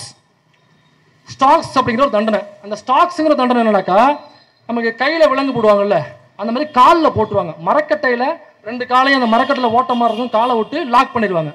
லாக் பண்ணி பொதுவெளியில் இந்த மாதிரி முச்சந்தியில் ஒரு மரத்தில் ஒரு கட்டையில் பிடிச்சி கட்டி போட்டுருவாங்க. கட்டி போட்டாக்கா அங்கே போகிற வர்றவங்க ஏளனை செய்வாங்க, அவங்க கிண்டல் கேலி பண்ணுறது, மன உளைச்சலுக்கு ஆளாக்குறது. உங்களால் முடிஞ்சதுனாக்கா, ரொம்ப பெருந்தன்மையான குணம் உங்களுக்கு இருந்துச்சுன்னா நீங்கள் கல்லால் கூட 2 அடி அடிக்கலாம் அவங்கள. அந்த அளவுக்கு அந்த தண்டனை இருந்துச்சு, ஸ்டாக்ஸுங்கிற தண்டனை. இந்த தண்டனை எங்கே உருவாக்கப்பட்டதுனாக்கா, இந்த பழைய ஏற்பாடு புதிய ஏற்பாடு அந்த காலகட்டங்களில் இந்த தண்டனை இருந்துச்சு. மக்கள் நாகரிகம் அடையாத காலகட்டங்கள் இருந்துச்சு. நாகரிகம் அடைஞ்சவனையே இந்த சட்டத்தை அவங்களே தூக்கி வீசிட்டாங்க. அப்படி காலாவதியான சட்டத்தை பிரிட்டிஷ்காரன் 1816 சென்னைக்குள்ள அதான் சைன் பண்றான். இதை இந்த ஸ்டாக்ஸுங்கிற சட்டத்தை கொண்டு வர்றான். இந்த ஸ்டாக்ஸுங்கிற சட்டம் அப்போ பொதுவெளியில் ஆபாசமாக பேசுதல், ஒருத்தரை சண்டை போடுறது, கீழே தள்ளி விடுறது, இதுக்கெல்லாம் இந்த ஸ்டாக்ஸுங்கிற தண்டனை. 24 மணி நேரம், 6 மணிலேருந்து 24 மணி நேரம் வரை அந்த செய்த குற்றத்தை வைத்து அந்த நேரம் மாறுபடும். இதுதான் அந்த தண்டனை. அப்போ இந்த தவறை எந்த சாதியை சார்ந்தவர்கள் செய்தாலும் அந்த தண்டனை தானே. ஆனால் அதில் பிரிட்டிஷ்காரனை என்னவாக எழுதுறாங்கன்னா அந்த சட்டத்தில், இந்த தவறை ஒரு ஓபிசி கம்யூனிட்டியில் உள்ளவன் செஞ்சாக்கா இந்த தண்டனை கிடையாது. அவனுக்கு என்ன தண்டனை, இதே மாதிரி ஸ்டாக்ஸில் பூட்டுவாங்க. ஆனால் பொதுவெளியில் கட்ட மாட்டாங்க. அங்கே உள்ள சத்திர சாவடி இருக்கும்ல, அதை தான் அப்பொழுது சிறையாக பயன்படுத்தினார்கள். ஒரு கிராமத்திலையுமே முனிசிப் இருப்பார், அவர் தான் தண்டனை கொடுப்பார். எல்லாத்துக்கும் கோர்ட்டு போலீஸ் வராது, தூரமாக இருக்கும். அதனால் அந்த அந்த பஞ்சாயத்து முனிசிப் என்ன பண்ணுவார்னாக்கா, ஓபிசி இந்த தவறை செய்தால் அந்த சாவடி சத்திரத்துக்குள்ள 12 மணி நேரமோ 6 மணி நேரமோ தனியாக பூட்டி வச்சு விட்டுருவாங்க. இதையே ஒரு ஷெட்யூல்டு காஸ்ட், அப்பொழுது ஷெட்யூல்டு காஸ்ட்ங்கிறது கிடையாது. அப்போ என்னன்னாக்கா, தீண்டத்தகாதோர் என்கிற வார்த்தை தான் பயன்படுத்தப்பட்டுச்சு. அதில் இந்த மாதிரி ஷெட்யூல்டு காஸ்டை சார்ந்த மக்கள் தான் அதிகமாக இருந்தார்கள். ஷெட்யூல்டு காஸ்டை சார்ந்த மக்கள் அதிகமாக இந்த தவறை செய்கிறாங்க அப்படின்னா அவங்களுக்கு தான் பொதுவெளியில் கட்டி போடுற தண்டனை. அது எப்படி? அப்போ பாப்பானுக்கு இந்த தவிர பாப்பா செஞ்சானாக்கா அவனுக்கு தண்டனை கிடையாது. அப்போ எஸ்சி இந்த தவறை செஞ்சானாக்கா பொதுவெளியில் கட்டி போடணும். ஓபிசி தவறு செஞ்சானாக்கா ஒரு பில்டிங்குள்ள யாருக்கும் தெரியாமல் கட்டி போடணும். பாப்பா அந்த தவறு செஞ்சானாக்கா அவனுக்கு தண்டனையே கிடையாது. இதுதான் ஸ்டாக்ஸ் என்கிற சட்டம். இந்த சட்டம் 1816 பிரிட்டிஷ்காரன் இங்கே கொண்டு வரான். இப்போ இதை எதிர்த்து பல வழக்குகள் போகுது. பல வழக்குகள் போகும்போது தீர்ப்புகளில் கொடுக்குறாங்க, இல்லைங்க இது ஷெட்யூல்டு காஸ்ட் சார்ந்தவங்க தான் சட்டம், ஏன்னாக்கா இந்து மதம் அதைத்தான் சொல்கிறது என்று சொல்கிறார்கள். அது மட்டும் இல்லை, இதை குறித்து இந்த சட்டம் ஏன் இப்படி, சரி இங்கே உள்ள பாப்பானுங்க வச்சிருக்கானுங்க வேற, பிரிட்டிஷ்காரன் ஏப்பா இதை ஃபாலோ பண்ணாங்கிற கேள்வி இருக்குல்ல, அதற்கு பிரிட்டிஷ்காரனே இதுக்கு பதில் சொல்றான். ஒரு இடத்துல ரிட்டையர் ஆகி போனதுக்கு அப்புறம் இந்த பதிலை சொல்றான். ஒரு லெட்டர்ல அவன் குறிப்பிட்டிருக்கான். அந்த அதிகாரி பேர் என்னக்கா, வருவாய்த்துறை அதிகாரியான NW கிண்டர்ஸ்லி அப்படிங்கிற அந்த அதிகாரி அவன் சொல்றான், 1928 எழுதிய கடிதத்தில் இவ்வாறு கூறுகிறார்: அடிமைத்தனமும் கீழ்சாதியினரை இழிவு செய்வதும் நீதி கோட்பாடுகளுக்கு மாறானவை ஆயினும் நாட்டின் வழக்கமான மதிப்பது என்கிற பெயரில் அவற்றை சகித்துக் கொள்கிறோம். அதாவது என்ன சொல்ல வரானாக்கா, இந்த மாதிரி ஒரு சாதியை வைத்து தண்டனைகளை மாறி மாறி கொடுப்பது என்பது நீதி பரிபாலனைக்கு எதிரானதுங்கிறது எங்களுக்கு தெரியும். எங்களுடைய சட்டம் அதை அனுமதிப்பதில்லை. எங்கள் அதிகாரிகளும் அதை நாங்கள் அனுமதிப்பதில்லை. ஜாதியை வைத்து ஏற்றத்தாழ்வு பார்ப்பதை, அதை வைத்து சட்டங்களை பிரித்து தண்டனைகளை பிரித்து கொடுப்பதில் தவறு என்பது எங்களுக்கு புரியும். அப்படி கொடுப்பதில் எங்களுக்கு உடன்பாடு இல்லை. இருந்தாலும் ஒரு நாட்டில் நாங்கள் பரிபாலனை செய்ய போறோம்னாக்கா, அங்கு காலங்காலமாக எதை அவர்கள் சட்டமாக அல்லது அந்த மதத்தினுடைய சட்டமாக பயன்படுத்தி வருகிறார்களோ, அங்கு உள்ள ஏற்றத்தாழ்வுகளை எதை வைத்திருக்கிறார்களோ அதற்குள் நாங்கள் ஒருபோதும் செல்ல மாட்டோம். இந்த மனக்கசப்போடு அந்த தண்டனையை நாங்கள் அளித்தோம். அப்ப அந்த பிரிட்டிஷ்காரன் மனக்கசப்போடு அந்த தண்டனை கொடுத்தோன்னு சொல்றான். இப்ப காலங்காலமாக இங்க இருந்திருக்கு, அதை மாற்றக்கூடாதுன்னு ஒரு கும்பல் போய் சொல்லி இருக்கு. அதனால இந்த சட்டத்தை ஸ்டாக்ஸ் என்கிற சட்டத்தை கொண்டு வராங்க. அதுக்கப்புறம் பிற்பாடு அதை அந்த ஸ்டாக்ஸ் அப்படிங்கிற சட்டத்தை காலி பண்றாங்கன்னு வச்சுங்க. இந்த தகவல் இந்த சாதி பெருமை என்கிற இந்த புத்தகத்தில் இருக்கு. முடிஞ்ச அந்த புத்தகத்தில் வாங்கி படிங்க. இதே மாதிரி நிறைய இந்த ஜாதிய கொடுமைகள் எங்கெங்கெல்லாம் நடந்துச்சு, அந்த மார்சிலை போராட்டம்லாம் குறித்து அருமையாக எழுதியிருக்காங்க. இந்த மார்சிலை போராட்டத்தில் அந்த பிரிட்டிஷ் கம்பெனி, அதாவது கிழக்கிந்திய கம்பெனி கிட்ட வந்து பிரிட்டிஷ் கவர்மெண்ட் கிட்ட வருது. பிரிட்டிஷ் கவர்மெண்ட் வரும்பொழுது அந்த பிரிட்டிஷ்லோட இளவரசி வந்து ஒரு பிரகடனம் செய்கிறாங்க. இங்கே அந்த பிரகடனத்தில் அவங்க என்ன சொல்றாங்கன்னா,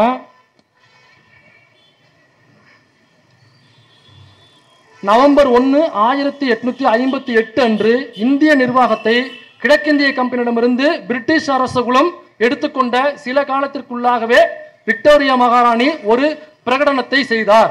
அந்த பிரகடனம் என்னன்னா, எங்கள் நம்பிக்கைகளை எங்கள் ஆளுகைக்கு உட்பட்ட எவர் மீதும் திணிக்க மாட்டோம். அதாவது நான் வேற ஒரு மதத்தை, நான் ஒரு கிறிஸ்டியன், அதற்காக என்னுடைய நம்பிக்கையை நாங்கள் ஒரு நாட்டை ஆள போறோம்னாக்கா என் கிறிஸ்டியன் மதத்தை நீ ஃபாலோ பண்ணணும்னு நான் ஒருபோதும் மதத்தை கொண்டாந்து திணிக்க மாட்டேன்னு வேற ஒரு நாட்டிலேருந்து ஆள வந்தவன் இந்தியா மட்டும் இல்லை, உலகம் முழுக்க உண்மையிலேயே ஆண்ட பரம்பரைனா பிரிட்டிஷ்காரன் தான். உலகம் முழுக்க ஆண்டவன் அவனே மூடிட்டு உட்காந்துருக்கான். பொருளாதாரம் சரிஞ்சு போய் அவனே எப்படி கொண்டு வர தெரியாம உட்காந்துருக்கான்.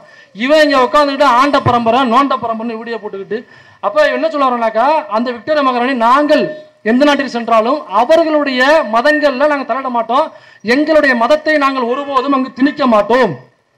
மத நம்பிக்கை அல்லது வழக்கத்தின் காரணமாக யாருக்கும் சலுகை காட்டப்பட மாட்டாது.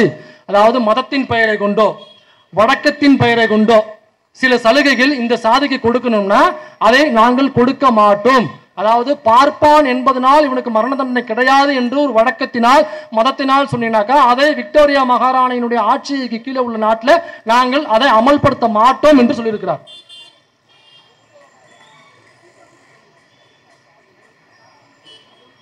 யாரும் துன்புறுத்தப்பட மாட்டார்கள் அல்லது யாரும் நிம்மதி இழக்கப்பட செய்ய மாட்டார்கள். அனைவருக்கும் சமமான பாகுபாடு இல்லாத சட்ட பாதுகாப்பு வழங்கப்படும் அப்படின்னு இதுல சொல்லியிருக்காங்க. இப்படி சொன்ன உடனேயே கேரளாவில் உள்ள நம்பூதிரிகள்லாம் கொதிச்செழுந்துட்டாங்க. கொதிச்செழுந்து அவங்க எல்லாம் என்ன பண்றாங்கன்னாக்கா அங்க உள்ள நாடார் சமூகம், ஏன்னா இன்னைக்கு நாடார் சமூகம் எந்த அளவுல கீழே இருந்து மேலே வந்திருக்காங்கன்னு நமக்கு தெரியும். அவங்களுடைய வரலாறுல பேச போனோம்னாக்கா நீ ஏன் பேசுறன்னு கேட்குறாங்க. அதை எதுக்கு நீ பேசுற? காமராசரை பத்தி பேசினாலே சண்டைக்கு வர்றாங்க. அப்படின்னா அவங்களுடைய ஒடுக்கப்பட்ட வரலாறுல பேசும்பொழுது இன்னும் எதுக்கு அதை பேசுற, நாங்களாம் ஆண்ட பரம்பரை அப்படின்னு சொல்றாங்க. நான் அதான் கேட்கிறேன், ஒன்றிய அரசு போய் கேளு. 93 இடம் உனக்கு ஒண்ணுமே இல்லை, 82 இடம் உனக்கு ஒண்ணுமே இல்லை, அங்க போய் கேளு. 6511 இடம் ஐஐடி ஃபேக்கல்டி, அங்க போய் கேளு, இங்க வந்து கேட்காத. அப்ப இங்க சொன்னோன்னே என்ன பண்றாங்கனாக்கா அங்க உள்ள நம்பூதிரிகள் சேர்ந்து என்ன பண்றாங்கனாக்கா நாடார் சமூகத்தின் மீதான அடக்குமுறை ஏவுறாங்க. நம்பூதிரினாக்க வேணும் இல்லை, அவன் மலையாள பாப்பான், அவ்வளவுதான். இந்த மலையாள பாப்பானும் பாப்பாத்திகளும் சேர்ந்துக்கிட்டு நாடார் சமூகத்தை சார்ந்தவர்கள் மீது காட்டுத்தனமான தாக்குதல் கொடுக்குறாங்க. எனக்கா விக்டோரியா மகாராணியோட பிரகடனத்தை பார்த்துட்டு நாடார் சமூகம் தான் அதிகமாக ஒடுக்கப்பட்டது, அவங்க வெகுண்டெழுகிறாங்க. வெகுண்டெழுந்தவங்க நம்பூதிரிகளுக்கு பிடிக்கல. அப்ப அவன் என்ன பண்றான், அடக்குமுறை செய்றான், ஒடுக்குமுறை செய்றான். அதிகமான அடக்குமுறை ஒடுக்குமுறை செஞ்சு புதிதான ரூல்களை உள்ள போடுறான். என்ன போடுறான்னா, அதாவது தீட்டுப்பற்றக்கூடாது, நாடார் சமூகத்தை சார்ந்தவர்கள் தீட்டுப்பற்றக்கூடாது. ஒருவேளை நம்பூதிரி தெரியாம போய் அவன் மேல பட்டா கூட தண்டனை யாருக்குனாக்க நாடாருக்கு தான். நீ தீட்டா இருந்தாலும் கூட நீ தானடா தெரியாம என் மேல வந்து பட்ட, நான் உன் மேல படலையே, பட்டாலே உனக்கு தான் தண்டனை, அதான் பார்த்தா தீட்டுன்னு சொன்னானுங்க. அப்பதான் என்ன கொண்டு வராங்க, நம்பூதிரிகள் வரும் பொழுது 36 கஜம் தள்ளி நாடார் சமூகத்தை சார்ந்தவர்கள் நிற்க வேண்டும். இதுதான் கொண்டு வந்த ரூல். ஒரு நம்பூதிரி தெருவுக்குள்ள வரானாக்கா 36 கஜம் 36 அடி தள்ளி தான் நாடார்கள் நிற்க வேண்டும். அதுல 1 அடி 2 அடி தள்ளி நின்னாலும் தண்டனை, மிகப்பெரிய தண்டனை. அப்பதான் இந்த மார்சிலை போடக்கூடாது என்கிற சட்டம்லாம் அப்பதான் கொண்டு வந்தது. மார்சிலை போடப்பட்டால் மிக கொடிய தண்டனைகள்லாம் அப்பதான் கொண்டு வரப்பட்டது. அப்ப இந்த சாதிய அடுக்குமுறை சாதிய ஒடுக்குமுறைங்கிறத யாரு கண்டுபிடிச்சான்னாக்கா இடைநிலை சமூகங்கள் கிடையாது. இதுல எந்த இடைநிலை சமூகமும் போய் விக்டோரியா மகாராணிட்ட அறிக்கை போடலையே. எந்த கோனாறு நாடாறு செட்டியாரு கவுண்டரு முதலியார் யாராவது போய் ஐயா இதை மாத்தி எங்களுக்கும் பட்டியல் சமூகத்துக்கு இடையில 36 அடி தள்ளி நின்னுங்கன்ட்டு எவனாவே போட்டிருக்கானா? மலையாள பாப்பான் போய் போட்டிருக்கான். இங்க பனாரஸ் பாப்பான் போய் எனக்கு மரண தண்டனை நீக்குங்கன்னு சொல்லியிருக்கான். சென்னை ரெஜிமெண்ட்டுக்குள்ள பிரிட்டிஷ்காரங்கிட்ட ஸ்டாக்ஸ் என்கிற அந்த கொடுமையான சட்டத்துல தண்டனையில பார்ப்பானுக்கு மட்டும் விலக்குன்னு கேட்டிருக்கான். அப்ப இந்த சாதியை உருவாக்கி எனக்கு பிரிட்டிஷ்காரன் என்ன பண்றானாக்கா, அப்ப இங்க படிநிலையில இந்த இந்து மதத்துல பாப்பான் தான் உயர்ந்தவன், அவனை நாம் பகைத்து கொள்ள கூடாது. அதே இந்த லெட்டர் எழுதியிருக்காப்ல. நாங்க இது அநியாயம்னு தெரியும், அதை நாங்க ஏன் பிரேக் பண்ணலன்னா, இதை நாங்க பிரேக் பண்ணினோம் என்றால் இங்க உள்ள பெரும்பான்மை மக்களுடைய அல்லது நில உடைமையாளர்களுடைய அல்லது பெரும்பான்மையாக அதிகாரத்தில் உள்ளவர்களுடைய பகைமையை நாங்கள் சம்பாதிக்க வேண்டி வரும். ஒருவேளை இந்த பகைமையை சம்பாதித்தால் நான் எப்படி இங்க ஆட்சி செய்யறது, சத்தம் இல்லாம நான் எப்படி உன்னை சுரண்டுறது? அதனால இங்க அதிகாரத்தில் இருப்பவர்களிடம் நில உடைமையாளர்களாக இருப்பவர்களிடம் நான் பகைத்துக் கொள்ள கூடாது என்பதற்காக பார்ப்பனர்கள் சொன்ன அதை நாங்கள் ஃபாலோ செய்தோம். அதுல அப்படியே எழுதியிருக்காப்புல. நான் எதையும் எக்கு தகப்பலாம் சொல்லல, சாதி பெருமைங்கிற புத்தகம் எதிர் வெளியீட்டில் வந்திருக்கு. தயவு செய்து வாங்கி படிங்க. இங்கிலீஷ் படிக்கிற பழக்கம் இருந்தாக்கா கேஸ்ட் ப்ரைடு அப்படிங்கிற பேரில் வந்திருக்கு. நம்ம விஜயசங்கர் தோழர் தான் மொழிபெயர்த்திருக்காரு. எழுதின ஒரு பேர் மனோஜ் மிட்டா. தயவு செய்து இந்த புத்தகத்தை வாங்கி படிச்சிருங்க. அப்போ ஜாதியை உருவாக்கியது இடைநிலை சமூகத்தை சார்ந்தவர்கள் அல்ல. இடைநிலை சமூகத்தில் உள்ள உருவாக்கி இருந்தாக்கா எப்படி அவன் தண்டனை பார்ப்பனர்களுக்கு கிடையாதுன்னு எப்படி இடைநிலை சமூகத்தில் உள்ள சட்டம் எழுதுவான்? இடைநிலை தேவருக்கு மரண தண்டனை கிடையாதுன்னா எழுதியிருக்கணும், அல்லது கவுண்டருக்கு மரண தண்டனை கிடையாதுன்னா எழுதியிருக்கணும். பாப்பானுக்கு மரண தண்டனை கிடையாது என்று எழுதியிருப்பானாக்கா அவன் யாரு? அப்ப பார்ப்பனர்கள் தான் இந்த ஜாதியை உருவாக்கியது. இந்த ஜாதியை அடுக்குமுறையை இப்படியே வைத்துக் கொள்ள வேண்டும். ஏன்னா வச்சுக்கிட்டோம்னாக்கா பை பெர்த்தா நான் பாப்பான், எனக்கு தண்டனை கிடைக்காம போகும்னா எவ்வளவு பெரிய தவறுகள் செய்யலாம், எவ்வளவு பெரிய கொடுமைகள் செய்யலாம், எவ்வளவு பெரிய அக்கிரமம் செய்யலாம், எவ்வளவு பெரிய திருட்டுத்தனம், மொல்ல மாதிரித்தனம், முடிச்ச வைக்கதான். ஏங்க கருவறைக்குள்ளேயே நான் கசமுசா பண்ணலாங்க, என்னை ஒருத்தரும் ஒன்றும் பண்ண முடியாதுங்க. நான் பூஜை ரூமுக்குள்ளேயே புஜுக் பண்ணலாங்க, கேடி ராகவன் மாதிரி. எனக்கு கட்சியில முக்கிய பொறுப்புல இருக்காப்புல, முக்கிய பொறுப்புங்க. அவன் பூஜை ரூமுக்குள்ள பண்ணது என்னன்னு தெரியும். அனைத்து சாமி படங்களையும் வச்சுக்கிட்டு தான் கேடி ராகவன் பண்ணாப்புல. இந்து மதத்தை இந்து கடவுளை இழிவுபடுத்துறது இல்லையா? பாப்பானுக்கு கோவம் வர வேண்டாமா? இந்து மதத்தை தூக்கி பிடிக்கிறவனுக்கு கோவம் வர வேண்டாமா? எவனாவது வாயை திறந்தானா?